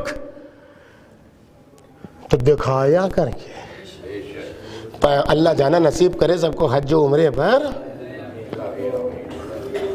پیغمبر اکرم چلہ نشینی کرتے تھے غار حرا میں 40 دن تک، تو جائیے جانا نصیب ہو، بڑی ہمت سے لوگ اوپر چڑھ پاتے ہیں آج، جبکہ وہ سیڑھیاں بڑیاں بن گئی ہیں۔ غار حرا تک جاتے ہیں لوگ بڑی مشکل سے، وہ بھی جو ہمت جٹا پاتا ہے، سانس اوپر کے اوپر نیچے کے نیچے۔ اور پیغمبر اکرم ہے اس غار حرا میں 1 دن نہیں 2 دن نہیں، خدیجہ اس ملیکہ کا نام ہے کہ جو زمین سے اس غار تک غلاموں اور کنیزوں کی قطار لگوا دیتی کہ جا کے مصطفیٰ کو کھانا کھلا دو، جا کے ایک سینی یہ پکڑتا، وہاں سے وہاں تک وہ لے جاتا، دوسرا وہاں سے لے جاتا، تیسرا وہاں سے لے جاتا، 5واں وہاں سے، 8ویں 10ویں انسان تک وہ کھانا پہنچ جاتا۔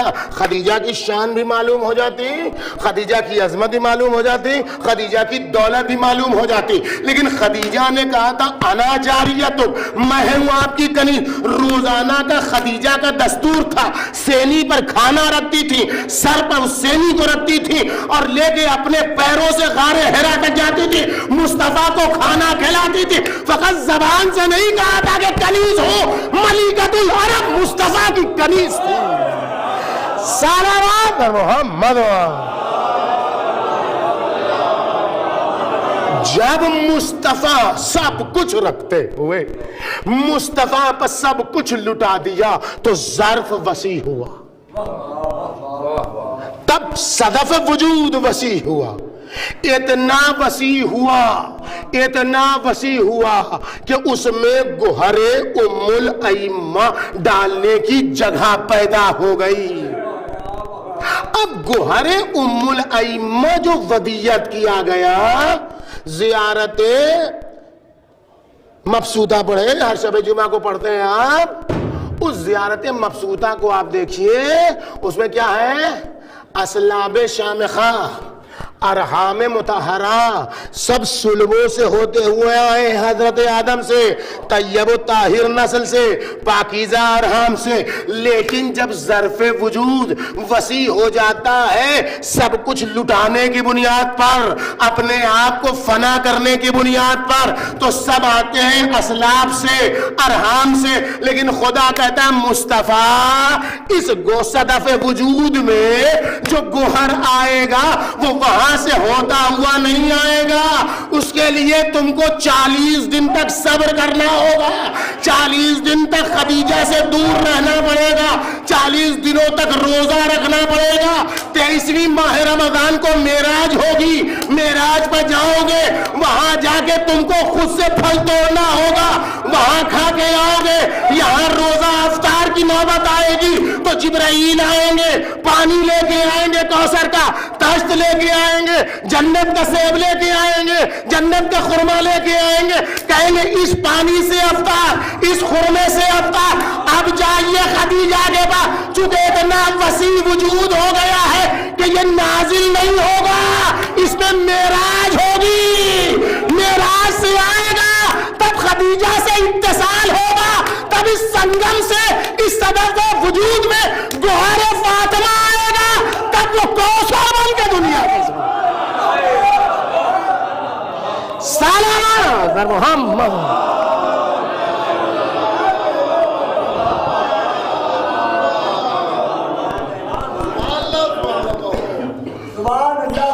एक और सलावा।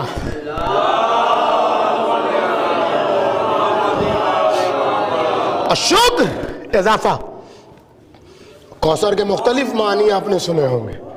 देखिए कौसर कैसे बना, ये कौसर कैसे बनी फातिमा ज़हरा। ये वक्त बहुत हो गया, बहुत पढ़ दिया हम, सारी बातें रह गई। अभी तो ये पता ही नहीं चला कि इस सदफ़े वजूद से जो ये गौहर वजूद में आया, इसमें कितनी वुसअत थी, ये तो अभी बात ही रह गई। कौसर उसी सदफ़े वजूद की वुसअत का नतीजा है। इसलिए कौसर के मुख्तलिफ माने आपने सुने होंगे। रहबर इनकलाब ने अपनी एक तफसीर में कौसर का जो माना किया वो यहाँ से तदबीक करता है। मुख्तलिफ माने आपने कौसर के सुने, नस्ल कसीर, खैर कसीर, सब अपनी अपनी जगह पर सही है। एक माना कौसर का ये है कि इसकी सिफत ये है कि इसको जितना इस्तेमाल करोगे उसमें उतना ज़्यादा इजाफा होगा। कौसर नाम है उस खैर कसीर का कि जिसको जितना इस्तेमाल करोगे, जिससे जितना इस्तिफादा करोगे, जिससे जितना मुत्तसिल होगे, ये तुम्हारे वजूद को कौसर बनाता जाएगा, ये तुम्हारे वजूद को कौसर बनाता चला जाएगा। अब उस आयत को पढ़िए, लइन शकरतुम लाज़िदन्नकुम। क्यों कौसर को इस्तेमाल करोगे तो खुद कौसर बन जाओगे, इसलिए कि जब शुक्र अदा करोगे तो वसी होगे, जब वसी होगे तो कौसर से मुत्तसिल होगे, जब कौसर से मुत्तसिल होगे तो खुद ब खुद कौसर बनते चले जाओगे। सल्लल्लाहु मोहम्मद। बस बहुत वक्त लिया आपका। एक जब इस सदफ़े वजूद से ये गौहर फातिमी वजूद में आया तो अब वही सदफ़े वजूद, उसी वुसअते वियाए इमामत का असर कहाँ ज़ाहिर हुआ? जब वो दो मलाऊन आए फातिमा से सलामुल्लाह अलैहा से मुलाकात करने के लिए कि मैं फातिमा ज़हरा से मुलाकात करना चाहता। फातिमा ज़हरा ने कहा नहीं, हम इन लोगों से मुलाकात रद्द कर दिया। कहा नहीं हम नहीं जाए। इन लोगों ने अली को वसीला बनाया। अरे हाँ, आज इन लोगों से कहो खैर अब तो सब खत्म हो गया। ये सब जब पहले था वसीला कुफ्र फला कुफ्र, ये तो उन दोनों बुजुर्गों से पूछो, उन दोनों शेखों से पूछो, उन शयूख से पूछो कि जिनकी बनती नहीं है तो अली को वसीला बनाते हैं। अली को वसीला बनाया कि अली आप विसादत कर दीजिए, चले जाए माफी मांग लें। क्यों कहो मगर वसीला शिर्क है, कुफ्र है, बिदअत है। पर फर्क यही है, वसीला तो बनाना पड़ता है। कुछ लोग हम लोगों की तरह अक्लमंद हैं, यहाँ भी वसीला रखते हैं, वहाँ भी वसीला रखेंगे, यहाँ का वसीला वहाँ असरअंदाज होगा। लेकिन कुछ लोग ऐसे अहमक हैं जो वक्त पढ़ने पर वसीला बनाते हैं। लेकिन वसीले का असर है, वसीला बना लिया। अब अली मुर्तज़ा है। देखिए बेटी का बाप का असर, माँ का बेटी का असर, से वजूदी का असर, वियाए इमामत से गौहर इमामत का असर। जैसे ही अली मुर्तज़ा मिलना चाहते हैं तो अब फातिमा ज़हरा ने अपने अंदाज को बदल दिया। या अली अलबैतु बैतुक, ए अली घर आपका घर है, वही माँ का अंदाज। देखिए कैसे सदफ़े वजूद से गोहर वजूद में वुसअत उतरी है। खदीजा ने क्या कहा था? المال مالک البیت بیتک سب آپ کے لیے. بس کہا یا علی البیت بیتک. وہاں کیا کہا تھا؟ والجاریت امتک. یہ کنیز ہے آپ کی. وانا جاریتک. اور یہاں وہی ماں کا انداز بھی یا علی البیت بیتک والحرۃ امتک. اور یہ حرہ فاطمہ وہ گوہر امامت ہے کہ جس کا سر اللہ کے علاوہ کہیں نہیں جھکتا. فاطمہ پیکر حریت ہے. فاطمہ پیکر آزادیت ہے. آزادگی کا درس دینے والی ذات کا نام ہے فاطمہ. حریت کی کا درس دینے والی ذات کا نام ہے فاطمہ. جس کا سر اللہ کے علاوہ کہیں نہ جھکے اس کا نام ہے فاطمہ. جو اچھوں کو خانے میں نہ لائے اس کا نام ہے فاطمہ. جو کسی کو نگاہوں میں نہ لائے اس کا نام ہے فاطمہ. لیکن یا علی مجھے ولایت کی نعمت سے سرشار ہونے کا اثر حاصل ہے. میرے پاس وہ نعمت ہے جس کے دفاع کے لیے مجھے سب کچھ لٹانا ہے اور لٹایا ہے.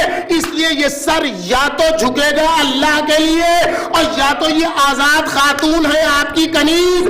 والحرۃ امتو ایک دم وہی انداز ہے جو ظرف وجود کا انداز تھا, وہی گوہر وجود کا انداز ہے. فاطمہ آزاد ہے لیکن ولایت کی کنیز ہے, لیکن علی کی کنیز ہے, لیکن امامت کی کنیز ہے. بولا لیجیے علی, انجام خود پتا چلے گا. بس معذرت خواہ ہیں اگر وقت زیادہ لیا. آپ لوگوں کی تھکن کے باوجود اللہ آپ لوگوں کو سلامت رکھے. آئے دونوں پردہ لگایا گیا اور اب تاریخ کہتی ہے جمع سوال ہو رہا. ایک سروائیکل آپ نے دیکھا ہے کسی کو ہوتا ہے؟ کیا ہوتا ہے سروائیکل؟ گردن کی ہڈیوں کے درمیان گیپ آتا ہے, یہی تو ہوتا ہے نا. تو اس کی تکلیف دیکھی آپ نے, چکر آتا ہے. لیکن اچھا یہ عام طور پر 17-18 سال کے بچوں جوانوں کو نہیں ہوتا, ہوتا ہوگا ریئر, جب بھی ہوتا ہے 30-20 کے بعد ہوتا ہے. ہم نہیں کہتے کہ نہیں ہوتا, لیکن عام طور پر نہیں ہوتا. اور اگر کسی کو چکر سروائیکل کا یا گردن کا درد ہوتا ہے تو اس میں اتنی صلاحیت تو ہوتی ہے کہ وہ اپنی گردن ادھر سے ادھر موڑ لے. اتنی صلاحیت ہوتی ہے کہ نہیں ہوتی ہے؟ ہوتی ہے نا. 18 سال کی سیدہ, اور جب وہ دونوں آتے ہیں تو سیدہ بستر پر ہیں اور کہتے ہیں یا فضتو حولینی الی الحایت. اے فضا میری گردن کو دیوار کی طرف موڑ دو. اے اللہ فریاد ہے فریاد, اے اللہ فریاد ہے فریاد. ارے فاطمہ پر کوچے بنی ہاشم میں کیا گزر گئی؟ اس جلاد ہاتھ کا اثر فاطمہ پر کیا ہوا کہ فاطمہ میں اتنی سکت بھی نہیں بچی, اتنی سکت بھی نہیں بچی, اتنی سکت بھی نہیں بچی کہ فاطمہ اپنے ہاتھ سے اپنی گردن کو موڑ سکے. اے فضا ارے میری گردن کو موڑ دو.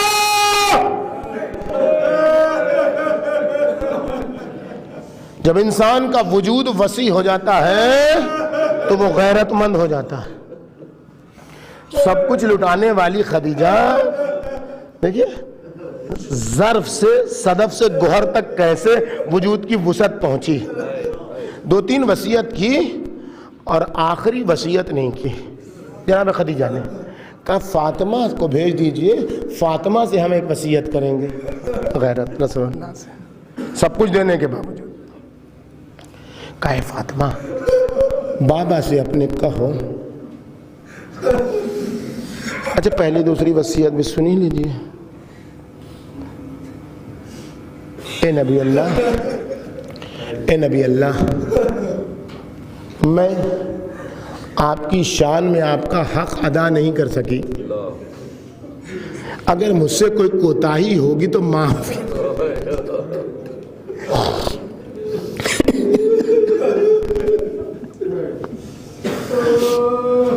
ایسی بے غیرت امت نہیں دیکھی جیسی خدیجہ کی امت نے. کہے نبی اللہ، اے نبی اللہ، فاطمہ کمسن ہے، میں نے فاطمہ کو بڑے ناز و نعم سے پالا ہے. اے نبی اللہ خیال رکھیے گا، یہ مکہ کی عورتیں آ کر فاطمہ کے سامنے چلا کے بات نہ کریں.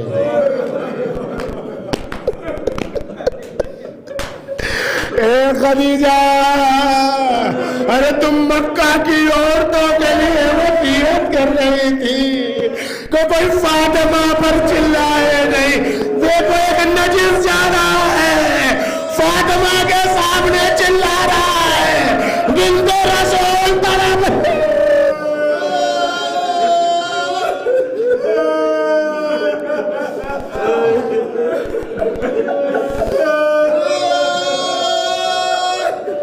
چیخ مار کے رہو، تمہاری ماں دنیا سے سیدہ سب کی ماں ہے. جو خون سے جن کا رشتہ ہے ان کی بھی ماں ہے سیدہ، اور جن کا خونی رشتہ نہیں ان کی بھی ماں ہے سیدہ. سلمان گواہ ہے، مقداد گواہ ہے، عمار گواہ ہے، سب گواہ ہے. فاطمہ ماں ہے، ماں کا نام ہے فاطمہ. کب فاطمہ سے آخری وہ سب کچھ دینے والے کہا ہے فاطمہ اپنے بابا سے کہو کہ مجھے قبر سے بہت ڈر لگتا ہے. ایسا کریں کہ جس کرتے میں، جس چادر میں وہی کے وقت جو وہ کرتا پہنے رہتے ہیں وہ میرے کفن میں ڈال دیں. اتنا تو ہر زوجہ اپنے شوہر سے کہہ سکتی ہے، لیکن غیرت مندی دیکھیے، خدیجہ کی غیرت دیکھیے، جس کو لبوں پر تقاضے کی عادت نہیں ہے، جس کو لٹانے کی عادت ہے، وہ اپنے پیغمبر جیسے شوہر سے بھی ایک کرتا طلب کرنے سے شرما رہی ہے. وہ کہہ رہی ہے فاطمہ تم کہہ دو، اللہ کا حکم آیا کہ ہم کفن دیں گے. 2 کفن ملا، ایک مصطفیٰ نے اپنے کرتے میں کفن دیا، دوسرا اللہ نے. اب اس ماں سے، اس ماں کے صدف وجود سے جو غیرت گوہر وجود تک تقسیم ہوئی تو وہاں سلسلہ پہنچا کہ جب علی مرتضیٰ کو نرغے آدھا سے فاطمہ بچا کے لانے لگی، یعنی بازو پر حملہ ہوا غلاف شمشیر سے، کوڑے سے. ابھی آپ نے سنا ہاتھ ایسے ہو گیا، کسی کو بتایا نہیں. اس کے باوجود جب ہوش میں آئی تو دوڑی اور وہ ساری باتیں کہیں کہ بال بکھیر دوں گی اور مسجد کی یہ ساری باتیں آپ کو معلوم ہے. جب نرغے سے بچا کے لے آئی، غیرت فاطمہ کی دیکھیے، جب بچا اور پہچانتی ہیں کہ کس غیور کا نام ہے علی. جب بچا کے لے آئی تو علی سر جھکائے ہوئے جا رہے تھے کہ علی مرتضیٰ نے راستے میں کچھ خون کے قطرات دیکھے، راستے میں کچھ خون کے قطرات دیکھے. ایک بار آواز دی فاطمہ بنت رسول، یہ خون کے قطرے کیسے ہیں بی بی؟ فاطمہ سمجھ گئی کہ ابھی تو راستے میں کتنے قطرے ملیں گے، اگر علی گھر تک دیکھتے ہوئے چلے گئے. فاطمہ نے بات کو پلٹا، اے علی دعا کیجئے، ارے سر اوپر اٹھائیے، اللہ سے دعا کیجئے. ارے فاطمہ کی غیرت نہیں چاہتی کہ راستے کے خون کو علی دیکھے. بس آزاد آ رہا ہوں، مجلس تمام ہے، دعا کر لو، دعا کر لو. اے میرے اللہ، سیدہ کے ٹوٹے ہوئے پہلو کا واسطہ، اے میرے اللہ سیدہ کے ورم زدہ بازوؤں کا واسطہ، سینے میں پیوست کیل کا واسطہ، اس کیل کا واسطہ کہ سیدہ جب بھی سانس لیتی تھی تو خون ٹپکتا. اے میرے اللہ اس جنازے کا واسطہ کہ جو جا رہا تھا تو اس کے پہلو سے خون ٹپکتا. میرے اللہ اس جنازے کا واسطہ جس کو، اس قبر کا واسطہ جو پوشیدہ ہے جس کو کھودنے کی کوشش کی گئی، اور اس جسارت کے نتیجے میں 11ویں کو علی اصغر کے جسد اطہر کو کھود کے نکالا گیا۔ اے میرے اللہ زینب کبریٰ کے نیلے بازوؤں کا واسطہ، بابا سے بلند آمین کہیے گا، امام زمانہ کی نگاہ آپ کی آنکھوں پر ہے۔ آج امام زمانہ ائمہ کے ساتھ آپ کے آنسوؤں کو سمیٹیں گے اور سیدہ کے مظلوم بازو پر لگائیں گے۔ یہ درس دیا ہوا سیدہ کا ہے، یہ درس دیا ہوا سیدہ کا ہے۔ جب سیدہ نے دیکھا علی رو رہے ہیں، علی آنسو بہا رہے ہیں، تو سیدہ نے آنسوؤں کو سمیٹا، کہا بی بی یہ کیا کر رہی ہو، اور کر کے اپنے پہلو پر لگایا، کہا بی بی یہ کیا کر رہی ہو؟ یا علی میں نے بابا سے سنا ہے کہ مظلوم کے آنسوؤں میں شفا ہے، اے علی میں تمہارے آنسوؤں کو لگا رہی ہوں تاکہ سیدہ کو شفا نصیب ہو۔ اے میرے اللہ امام زمانہ تمہارے آنسوؤں کو سمیٹنے کے لیے کھڑے، امام حسین تمہارے آنسوؤں کو رو چیخ مار کے، اے میرے اللہ ان بہتے ہوئے آنسوؤں کا واسطہ ہے، سیدہ کو ایک مرہم کا واسطہ، اے میرے اللہ زینب کبریٰ کے بگڑے ہوئے بالوں کا واسطہ، امام زمانہ کے ظہور میں تعجیل فرما، امام زمانہ کے ظہور میں تعجیل فرما، امام زمانہ کے ظہور میں تعجیل فرما، ہم گناہگاروں کو ان کے ناصروں میں شمار فرما، اس مجلس ادا کو ظہور کے زمانے سے متصل فرما، پرچم اسلام کو سربلند فرما، پرچم کفر و نفاق کو سرنگو فرما، غزہ اور لبنان کے مظلوموں کو اپنے کنف حمایت میں قرار دے، پارا چنار کے شہداء کو شہداء کربلا کے ساتھ محشور فرما، سیریا میں سیدہ زینب اور جناب سکینہ کے روضے پر ٹیڑھی نگاہ اٹھانے والوں کو نیست و نابود فرما، داعش کا خاتمہ فرما، داعش زادوں کا خاتمہ فرما، داعش کے ناجائز بات کا خاتمہ فرما، ان سب کو نیست و نابود فرما، اور ان سب کے کیفر کردار کو دیکھنے کے لیے ہمیں زندہ و سلامت رکھ، ہمارے ملک کے امن و امان کی حفاظت فرما، اس ملک میں محبت و عطوفت و آشتی کا جو سلسلہ ہے اسے قائم و دائم رکھ، جو لوگ اس ملک میں نفرت پھیلانا چاہتے ہیں ان کی نفرت کو انہی کی طرف واپس کر دے۔ وہ ختم ہو گئی مجلس۔ تاریخ عصمت میں 2 معصوم ایسے ہیں جنہیں گھیر کے مارا گیا ہے، تاریخ عصمت میں 2 معصوم ہیں جنہیں گھیر کے مارا گیا، ایک کا نام ہے فاطمہ، فاطمہ کو ایک بار نہیں مارا گیا، فاطمہ کو چاروں طرف سے گھیر کے مارا گیا، کبھی دروازہ کے آیا گیا، کبھی کیل پیوست کی گئی، کبھی بازو پر حملہ ہوا، کبھی گوئے سے حملہ ہوا، کبھی خلاف شمشیر سے حملہ ہوا، کبھی آنکھ پر حملہ ہوا، کبھی چہرے پر حملہ ہوا، کبھی گردن پر حملہ ہوا، اور ایک بیٹے کو 19 سال تمہیں چار پر، ارے کوئی نیزہ چلاتا ہے، کوئی تلوار، کوئی پتھر چلاتا ہے، کوئی نیزہ، ارے تنا حسین، ارے اکیلا حسین، ماں چلا رہی ہے، ایک بار زینب کبریٰ دوڑی، بوس آ جائے رسول، اماں، ارے حسین ڈر گئے آدم، اماں بس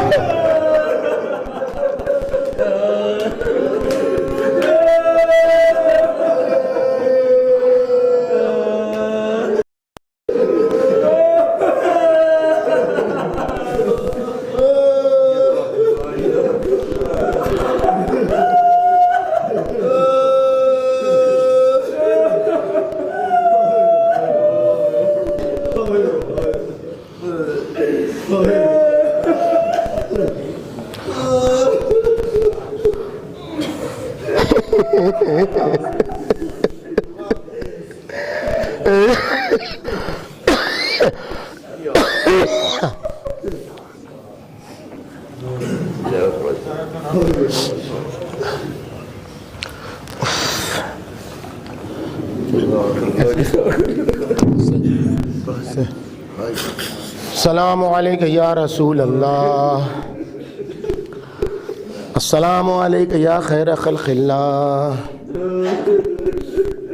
احسن اللہ لک الادا فی بنتک الفاطمہ، सलाम अलैका या अमीर अल-मोमिनीन अहसन अल्लाहु लकल अदा फ़ी हलीलतिका फ़ातिमा अस्सलामु अलैका या सिद्दीक़त अश-शहीदा अल-मज़लूमा अल-मक़हूरा अल-मरदूदत ज़िलुहा अस्सलामु अलैकुम या सिब्त नबिय्युर रहमा व सय्यद शबाब अहलिल जन्ना अल हसन अल मुजतबा वल हुसैन शहीद बे करबला अस्सलामु अलैका या अली इब्न अल हुसैन ज़ैन अल आबिदीन सलामु अलैका या मुहम्मद इब्न अली अल बाक़िर सलामु अलैका या जाफ़र इब्न मुहम्मद अल सादिक़ अस्सलामु अलैका या मूसा इब्न जाफ़र अल ताहिर अल तुहर अस्सलामु अलैका या अली इब्न मूसा रज़ा अल मुर्तज़ा सलामु अलैका या मुहम्मद इब्न अली अल तक़ी अल जवाद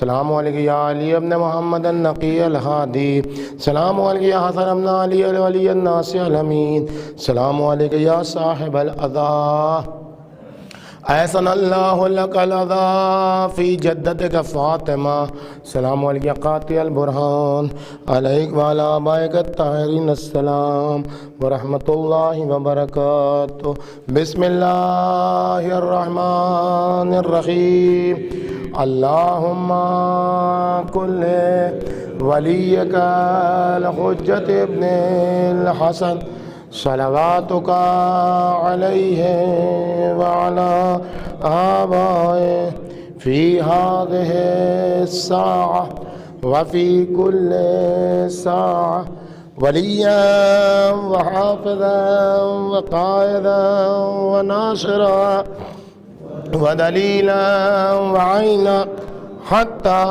तुस्किनहु अर्ज़का तौअन वतुमत्तिअहु फ़ीहा तवीला अल्लाहुम्मा सल्लि अला हज़रात कल सुबह भी इसी तरह से जिस तरह से आज अज़ाए फ़ातिमिया के सिलसिले में बैतुल हुस्न में मजालिस मुनक़िद हुई।